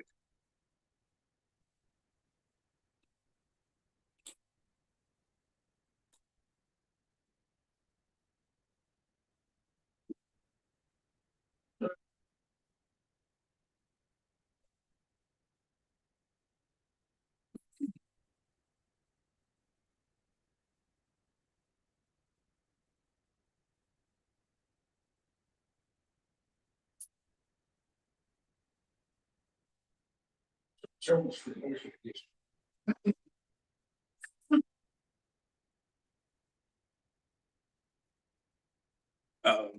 Chair, if I may, Yeah. I'd just like to flag my concerns about the extent of medium density. My recollection from earlier workshops was that the extent that's ultimately landed across, an array of maps is the finality of this process is further spread than what we discussed at a workshop, but I'm unable to confirm that explicitly because we haven't been able to review the minutes or the decisions of the room, so I'm unable to test whether my recollection is valid and correct. Thanks, Councillor Blackburn. We did look carefully at this area because it obviously kind of spills into this side of the South Hill. And yeah, it's stopping at Y Street, but it does pick up, I guess, that catchment also of the South Hill shopping area. So it does have a sort of a commercial element that feeds in as well as being too close to the town centre as well. So it's a funny overlap with this part because it has the catchment to the junction shops area and also back down to the town itself. But we didn't extend it too much further west of Y Street.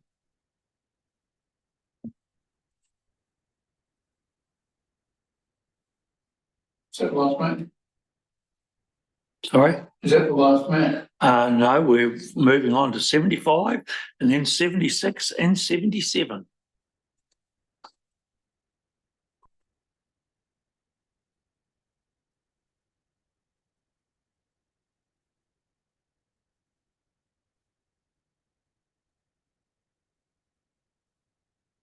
Mr. Chair, in relation to Councillor Blackford's point, I have no intention or desire to relitigate that conversation. We share slightly different views, but I would just say to everyone in the room who may or may not be familiar with the planning processes, the boundaries of things like a medium density zone is precisely the kind of thing that is ideally suited to the notification process for consideration and review and argument. So, I mean, I do not see, this is a classic example of where a map is going to, a plan is going to have potentially contentious elements, but which in their particularity and detail can and should be able to be resolved through the notification process.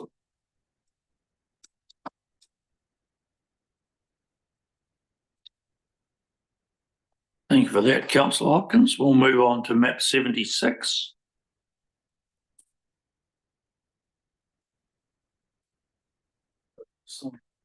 Just on 75, what's the natural hazard there? Is that flooding? No. So we've got the liquefaction, which is linked to the Oamaru Creek coming through. That's a low-lying part of town. So up the coast, and then there's a tsunami hazard area, and there's a sort of faint yellow line. It's hard to see just to the west of that red jagged area is the coastal erosion mapped extent. Which again is that kind of longer term horizon that ORC have done. And again, it doesn't always pick up any sort of coastal protection works that folks like Kiwi Rail have done, but I guess if those works weren't there, it potentially could go to that yellow line. So that's a classic example where that sort of more deliberate engineering solution may actually mean that the erosion is not realised to that line and the timeframe modelled. But I guess you can't assume that's always going to be in place. Yeah, sure. And what's the basis for the boundary as it sits in the context of coastal erosion? Is it over an estimated number of year timeline? Yeah, I'm pretty sure it's a 50-year horizon. They've modelled that too, knowing that this is a 10-year horizon plan. So you can always come back and remodel and update for the next plan review. So it's their best estimate of what it would be in that timeframe. That's interesting because we had a submission through the annual plan process a year or two back that you know, the member of the public seemed to have gathered some data from somewhere that showed where the potential coastline could be if unmitigated it was on a 100-year timeline, but it was, you know, significantly further inland than that. So Oh, that was, yes, I know, the American guy. yeah. Yeah. So is there conjecture around where that hazard layer should sit? Like, is that a conservative estimate or a optimistic one, or how do they land on the layer? Yeah, certainly for the coastal erosion, they do factor in climate change and any sea level rise that might exacerbate that and the change in kind of storms we get. So traditionally, it's kind of been about a metre a year is the approximate estimate, but we know it comes in waves of 2 or 3 metres at a time and then nothing for a period. So it's a bit of an averaged line they reach, but over that, yeah, that's the time horizon that will change how far it extends or not, plus the underlying geology and coastline. Yeah. And we move on to the final map, map 77. And looking at map 3 and that, it's obvious that if there's a tsunami that you don't go and stand on the wharf by the warning, but I would have thought in the spirit of Darwinism that that's called natural selection. That's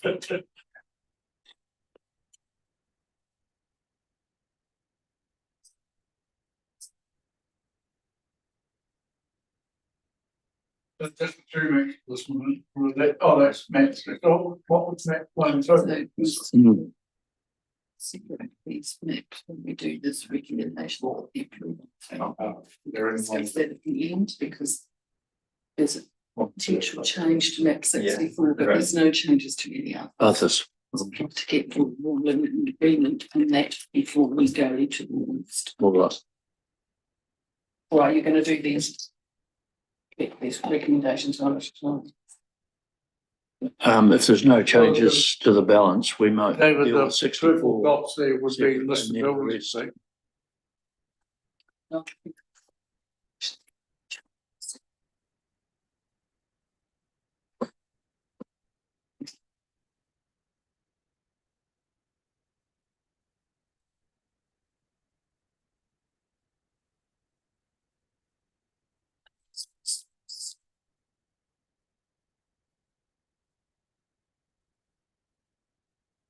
Effectively, the end of the year.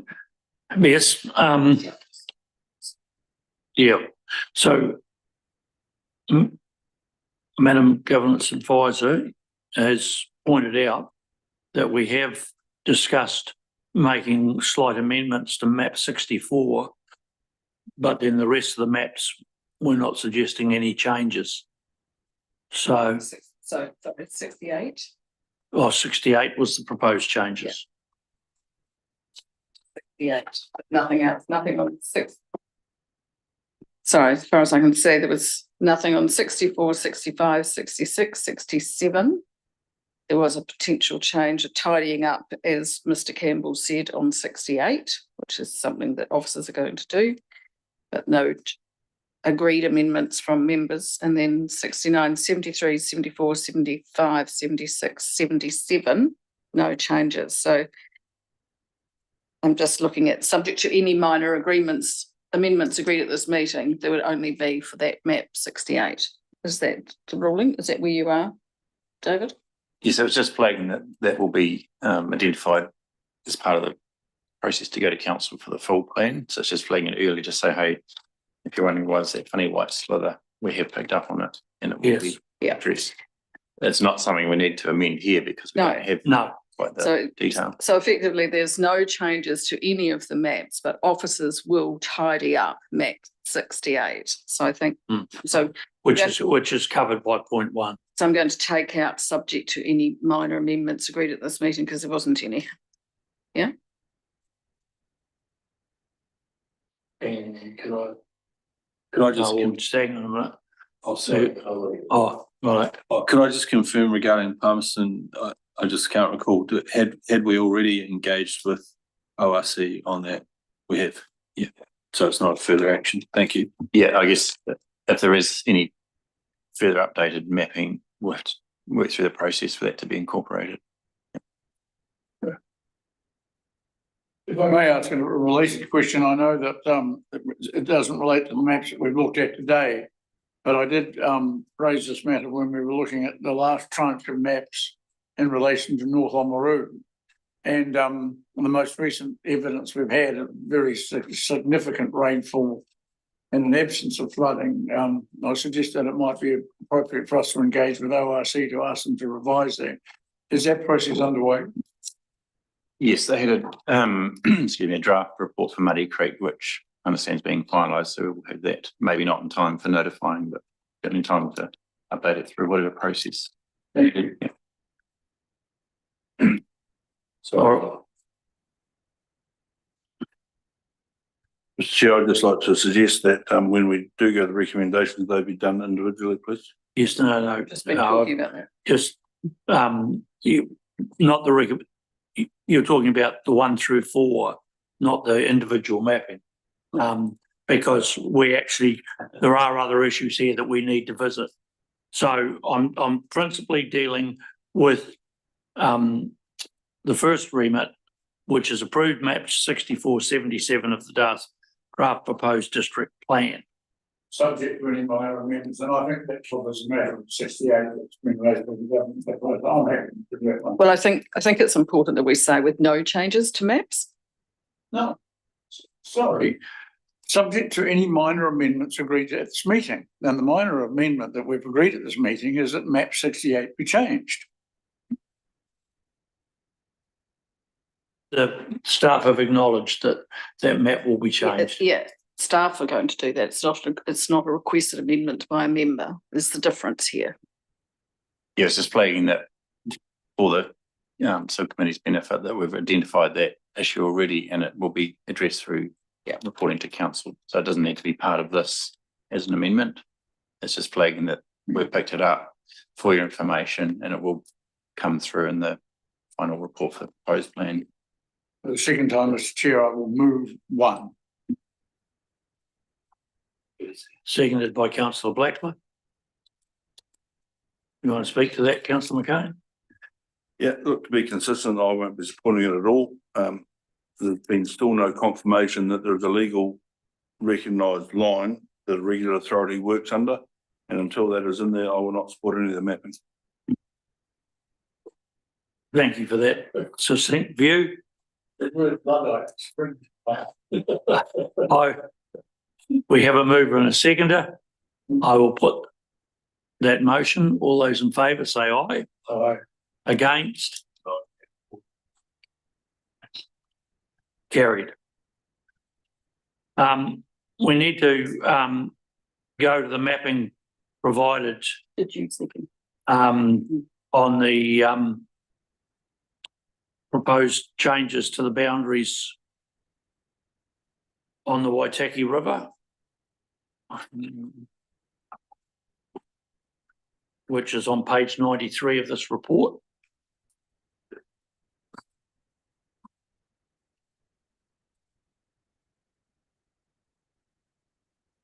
And there is 1, 2, 3, 4, 5, 6, 7 maps there with the various changes proposed.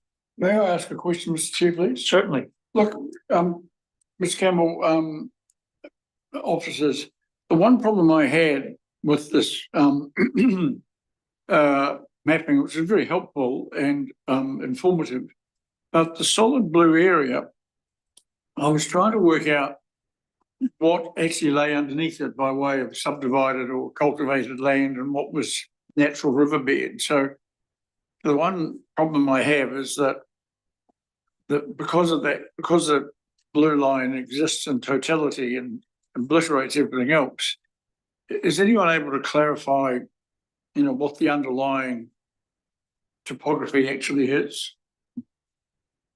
Yeah, we're aware of that issue and have asked for maps that kind of show the aerial photos, so that there is a mix of cultivated farmland and a mix of riverbed as well. So because obviously some of the Waitaki rivers and the Waimeti side is shown on the topo map underneath.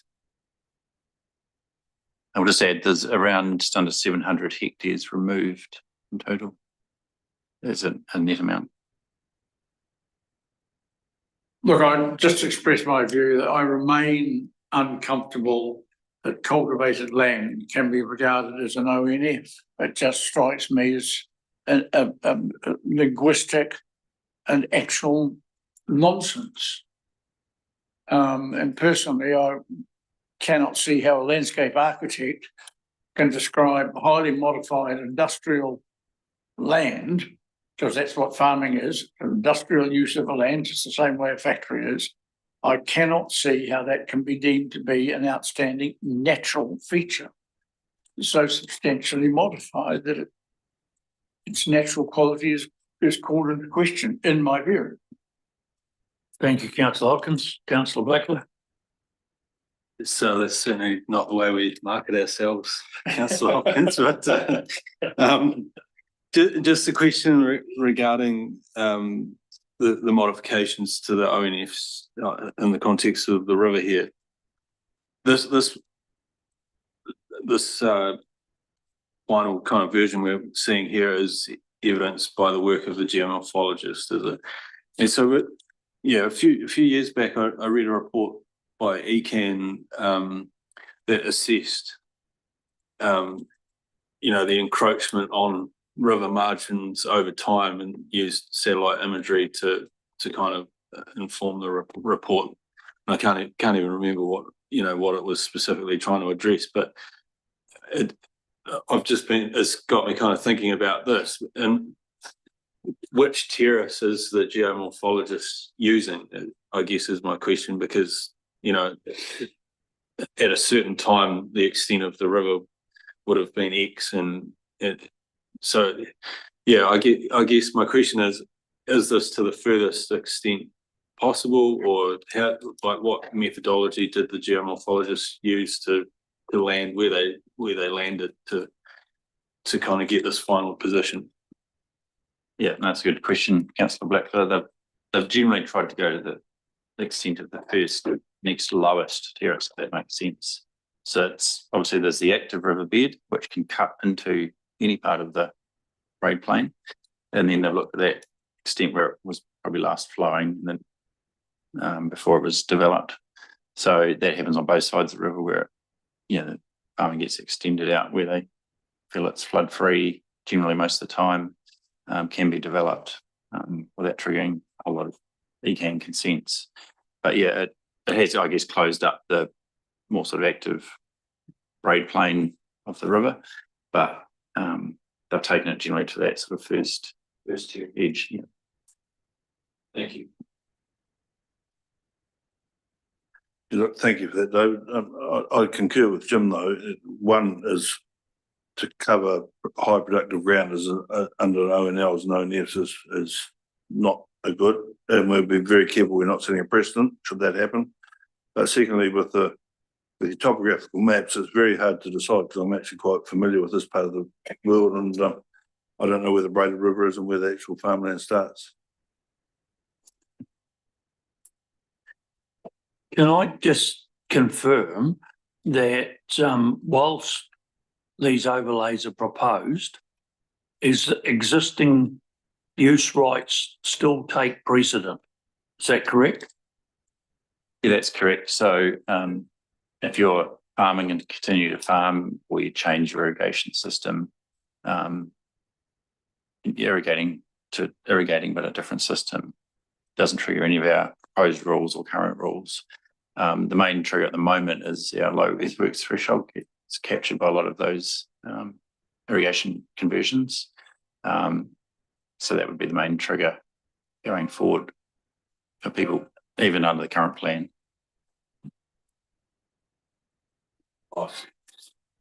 Could I just add to that, David? So, farming's or rural is ever evolving as far as income and everything goes. So we get more and more intensive as we get down the track. Does that cover shifting from, say, dairying into horticulture or growing grapes or everything else, or is that then classed as another change of use? the current structure, which almost mirrors our plan at the moment, only kind of has those thresholds for intensive farming, and that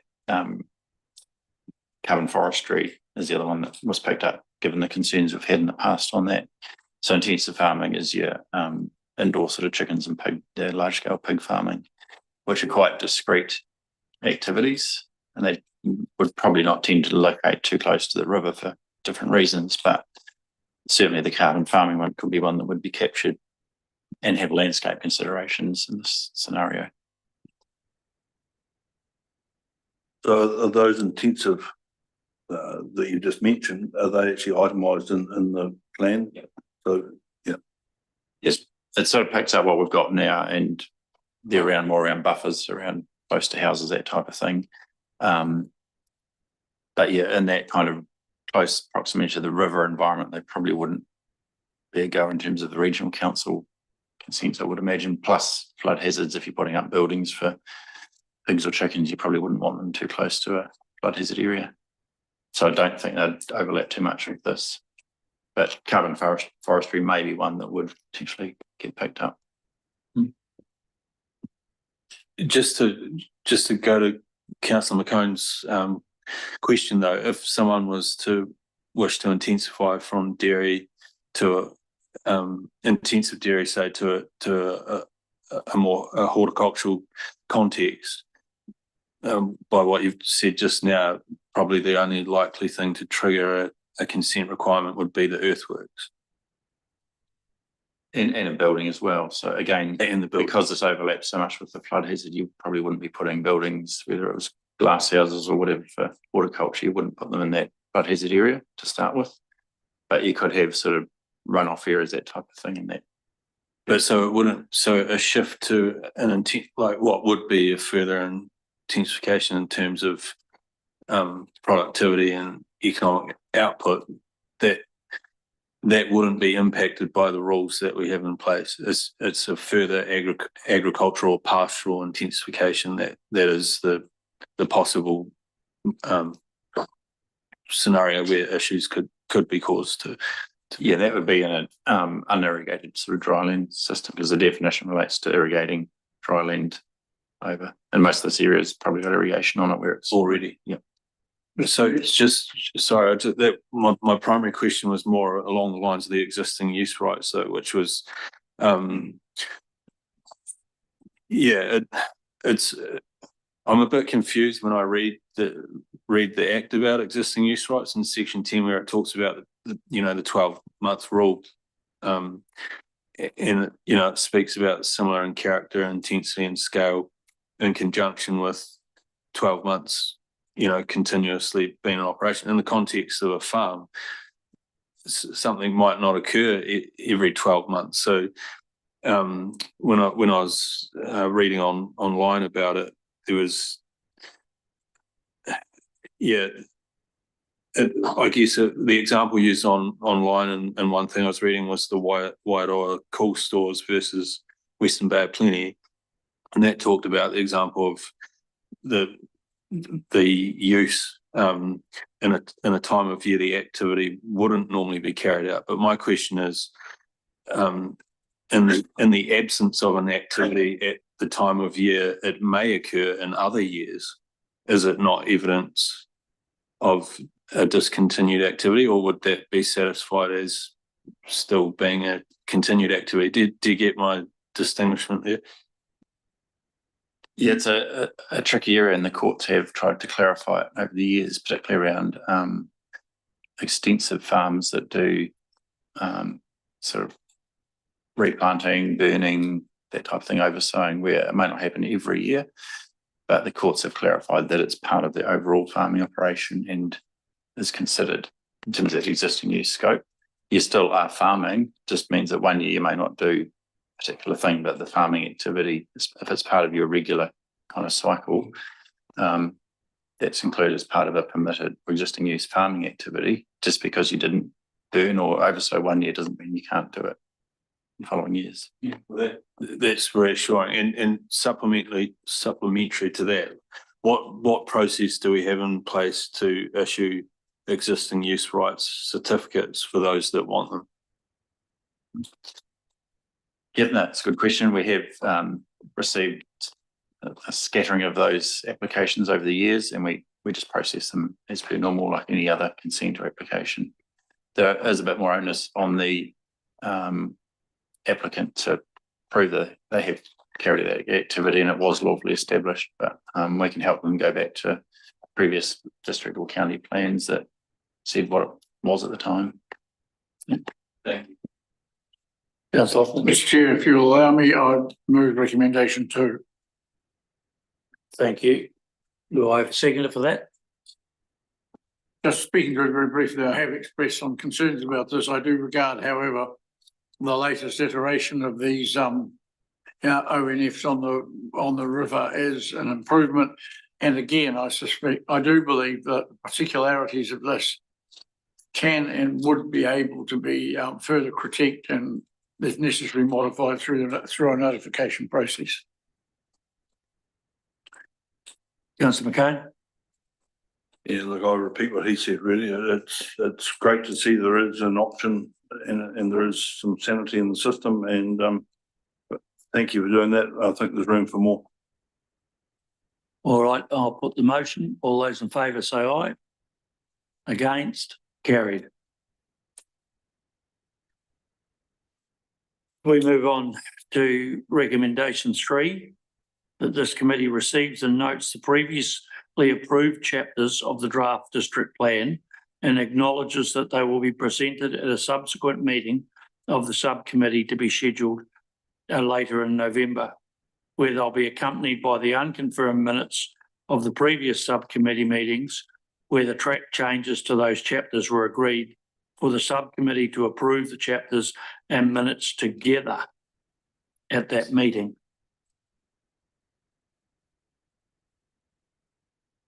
So all we're acknowledging is that we're receiving information. We're not passing or recommending anything. Councillor Blackler? I've just got a few questions that relate to the report and to this, if I may. Yeah, certainly. So I wanted to understand how did we go about the selection criteria for suitably qualified individuals who completed the Section 32 reports, and what brief was given to them on engagement? Sorry, councillor, what part of the report were you referring to? Oh, the report has a section that talks about Section 32 reports. Oh, yeah. And so I just have a question of a general nature about Section 32. Yep. Sorry, yep. In terms of the people that have undertaken some work on those, firstly, they're planners that generally write them, and there's obviously supporting material if it's more technical outside planning, and that'll either be the parties that have given us the overlay information, landscape architects or iwi, that type of thing. Early on, we had a experienced planning practitioner that acts as a commissioner, has also been engaged by MFE, so pretty well regarded nationally. And just recently, we've also had another commissioner who's doing work on the Timaru district plan hearings, run through some of a selection of the Section 32 reports to make sure they are fit for purpose and address what's needed. And we thought that was important because someone that's in that kind of hearing commission or decision-making role is one that's interrogating them as a decision maker. So if they can put that lens across them, it just ensures that what we're doing is going to be fit for purpose going forward. Yeah. So supplementary to that, how have we ensured through that process that the Section 32 reports, address reasonably the impacts that are set out in the Act around, the economic and employment, growth or decline through various approaches that we take. I'll just leave it at that. Yeah, again, those people have expertise in assessing them in the past through other hearings they've done, so they're just making sure it aligns up with what is needed in terms of those, I guess, full well-beings that the Act requires. So when the Section 32s assess the economic impact, are they only considering the district as a whole, or should they be more specific in their consideration around the impact that it could have on, more targeted areas of the community? Yeah, I guess depending on whether it's a zoning or overlay, it will focus on the impact of that area of the district that's impacted. So it is narrowed down to either the zone or the overlay or whatever it is that's being assessed in the Section 32. And it is generally district wide. And sorry, one final supplementary. Who establishes the who or what entity in that process establishes the risk framework itself that's used to establish the criteria for assessment that analysis is set against? Yeah, so we follow the, I guess, standard sort of guidance, good practice. MFE has guides on these things. So we're following, I guess, national templates that are used across the country for that type of thing. So yeah, again, that peer review, just make sure it is pitched at the right level for risk.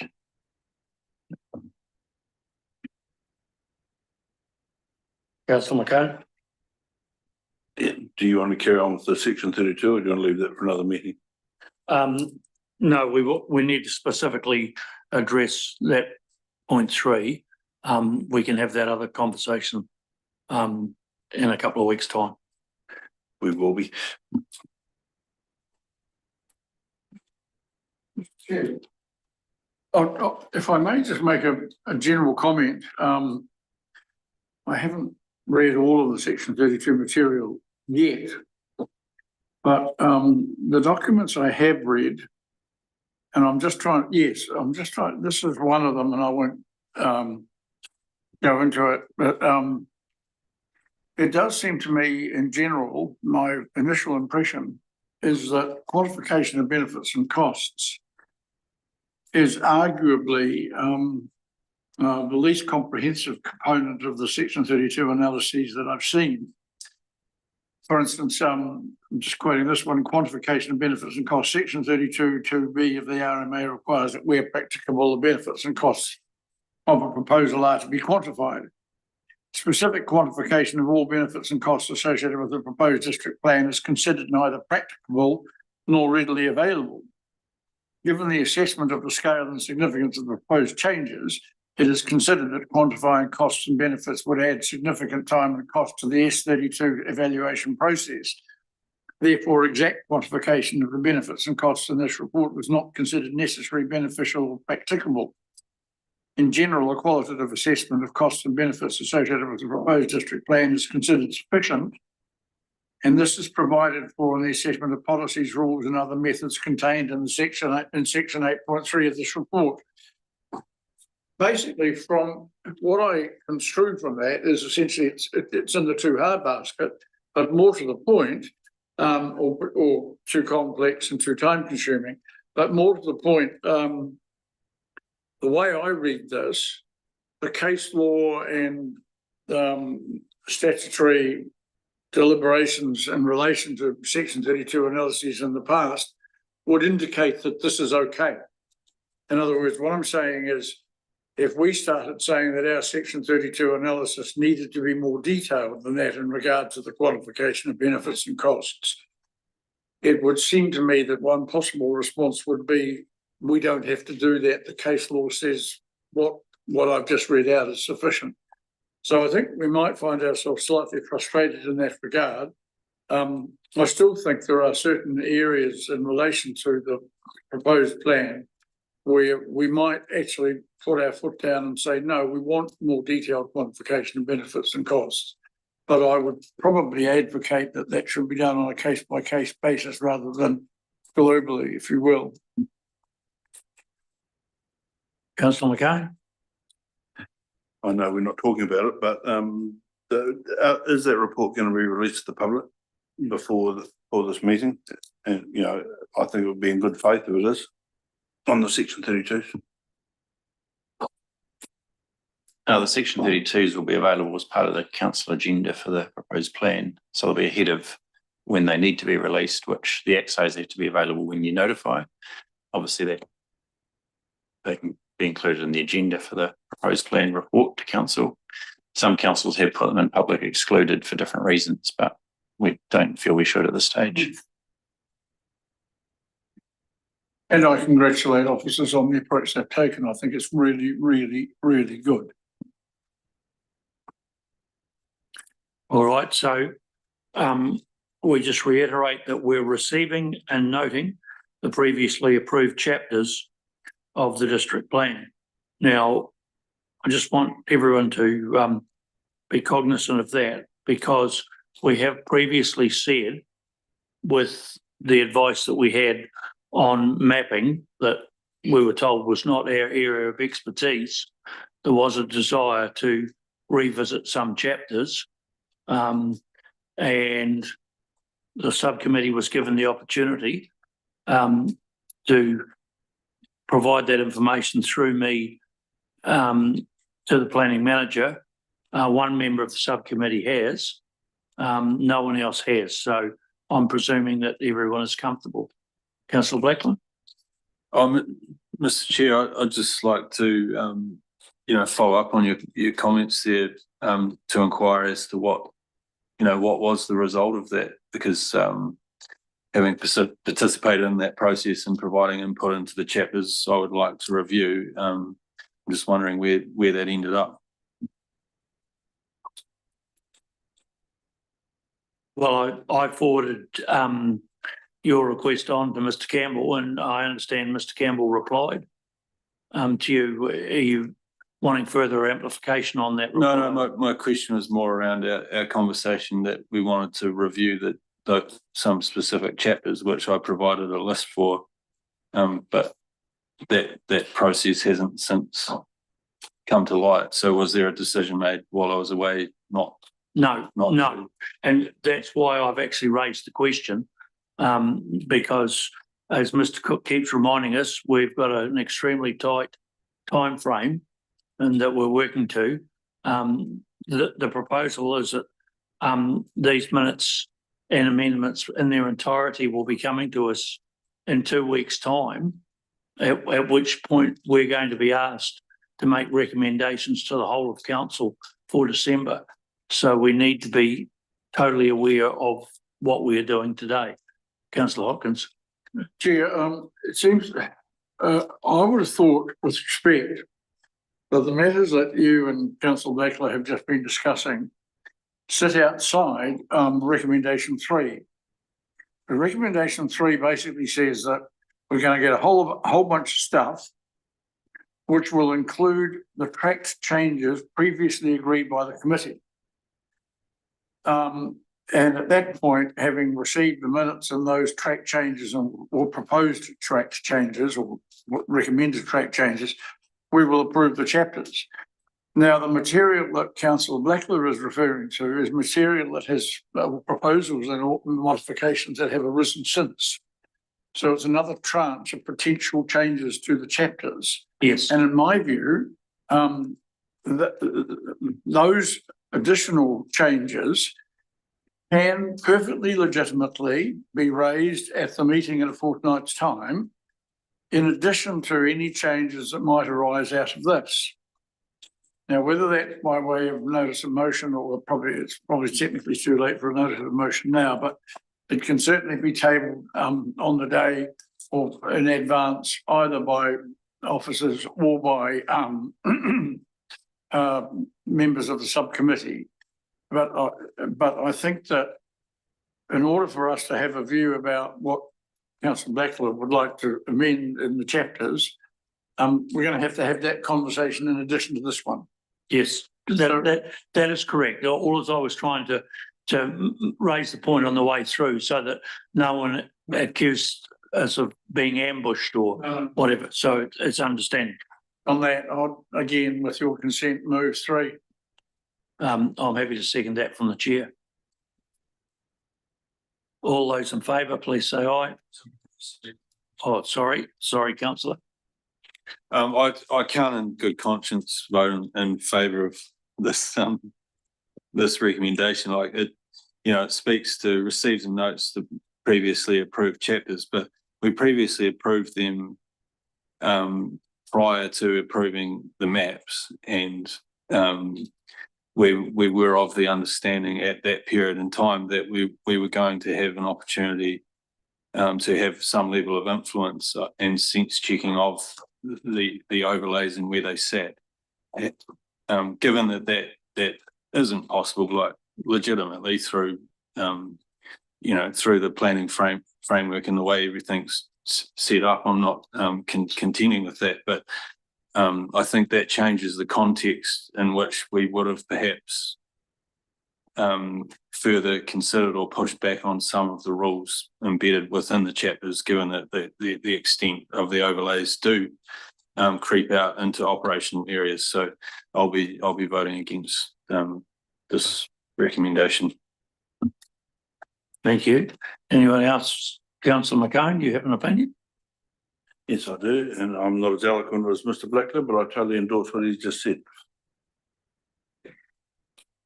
All right, we have a motion in front of us. Sorry.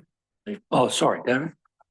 I guess just to try and explain a wee bit about the purpose of the minutes and the track changes chapters, and see what Councillor Blackler and others have said. The purpose is to effectively provide an administrative opportunity to check that what was agreed through the minutes has been reflected in the track changes versions of the chapters before council's presented with a clean copy of the proposed plan. So it's basically saying, okay, we said we wanted these things changed. Have they been changed? Yes, no, why not, kind of thing. I guess just flagging if chapters previously approved want to be revisited, that we need to know what kind of things we're looking at there, what it means for the time frame, cost, etc. going forward. Because yes, except that there has been changes to the map since some of these chapters have been approved as well. But yeah, it's if we're looking at a rewrite again or revisit, it's just going to hold things up again effectively. But yeah, just flagging that it's more there for an administrative purpose to make sure that what you see in the track changes aligns with what you agreed through the minutes. All right, we have a motion in front of us. I'll put the motion. All those in favour, please say aye. Aye. Aye. Against?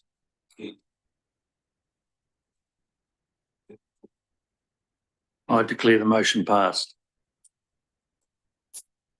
Mr. Chair, with your permission, I'll move for as well, but I do have a question, if I may. Well, as your microphone's turned on, carry on. Well, David, I'm genuinely interested. The Appendix 1, the recent updates. I notice on page 90 that we are replacing Takata Whenua to Mana Whenua.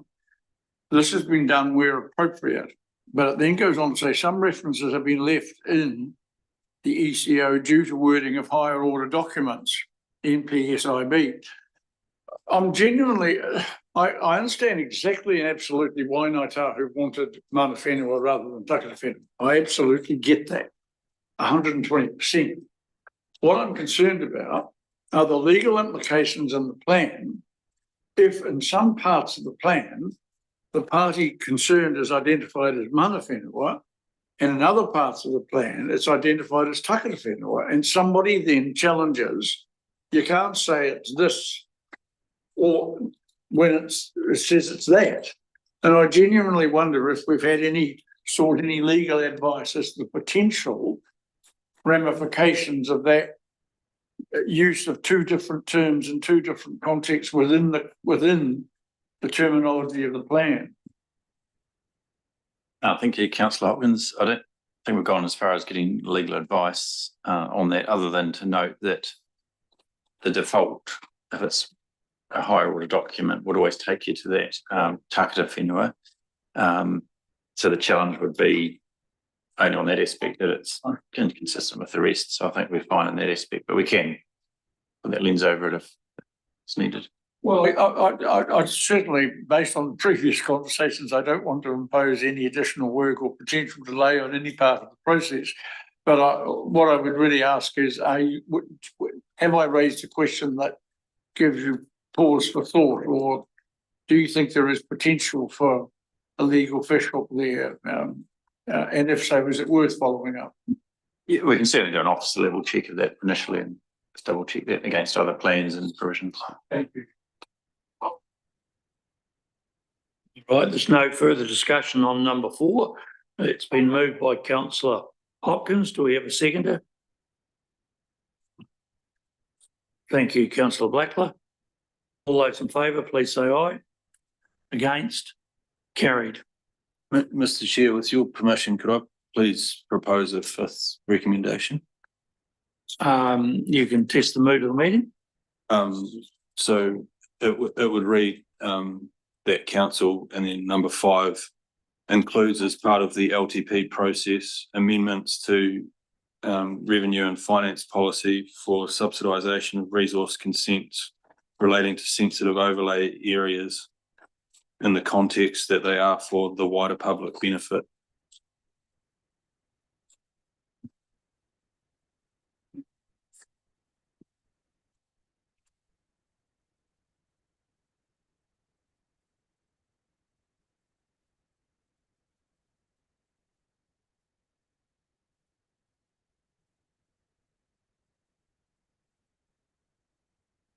I always thought that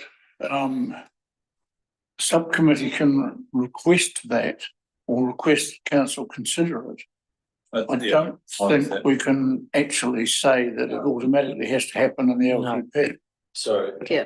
I'm There is a happy with process issue there, Councillor yes. Hopkins, I would happily accept that amendment. On that basis, in the spirit of goodwill, because I think it's a matter that we have discussed. I'm not sure that this is the right approach to take, and I'm not sure it necessarily should be incorporated in the LTP rather than the district plan itself. But in order to actually get the matter on the table and at least considered in the broader context of the rules, I'd happily second councillor Blackler's amended resolution. Thank you. Mr. Campbell? Yeah, thank you. Just giving a wee bit of context around this type of non-regulatory approach.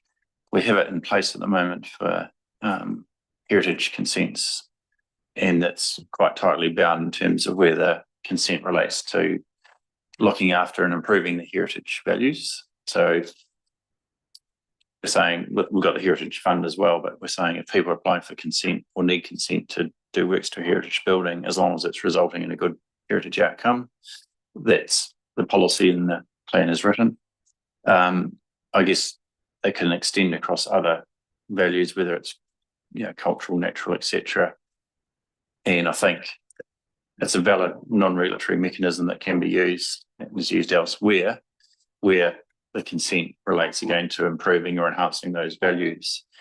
We have to be careful that a wind farm, for example, in an ONL didn't get a free ride because it was just in an ONL, that type of approach. So it has to be quite clearly linked to the values we're trying to protect through that consent that people are forced to take.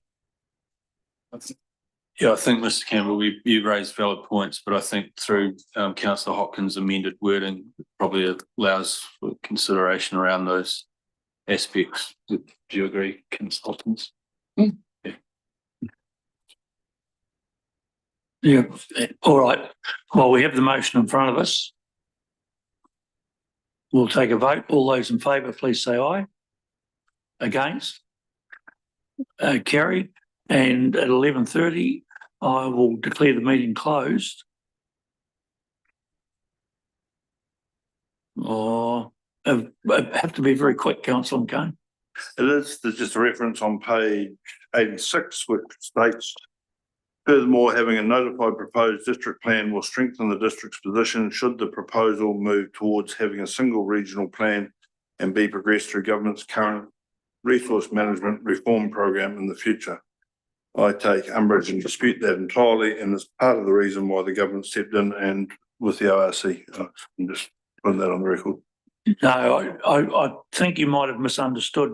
The implications are that the minister has declared that part of his reforms, he would hope to end up with New Zealand covered by only 11 plans, which would be unitary in nature, which would mean that plans here in Waitaki would be influenced to a greater extent by ECAN and ORC.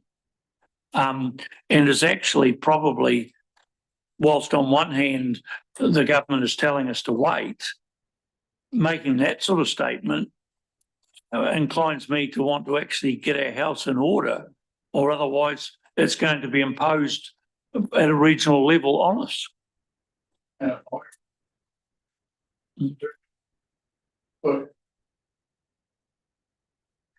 All right. Oh, Mayor Critchett. Thank you very much. Just on a separate note, apologies, I wasn't in the chamber for most of this. I've tried to listen in as much as I can along the way to what discussions were. So some good questions come forward, which was good, and some good responses back as well. I wasn't able to hear enough along the way to take part in any voting, so I just would like any votes to note that I was Abstained. Thank you. Well, I didn't take, like I was watching the screen, and if the mayor didn't have his hand up. I was to put that. Because you didn't take it, councillor, two. No, there was 3-2. Sure. No, the vote, oh, God's sake, the vote on number 3 was 3-2. Only if you include. Courtney voted. Gary didn't vote. Courtney voted. Jim voted. Yes, you did. Yes, I did. Yes, you did. Yeah, because I seconded the motion. Yes, you did. Oh, okay. Yeah, So it was 3-2. yeah. And you Yes. abstained mine. I didn't know. Rule myself as chair. No. It's 3. Yeah. All right, look, we're half an hour over time and we need to break for a refresh for our informal briefing. So I will declare the meeting closed at 11:32. Thanking those who have enjoyed it online and those in the chamber who have joined us. We do appreciate your interest and input. And we'll look forward to rejoining in a couple of weeks' time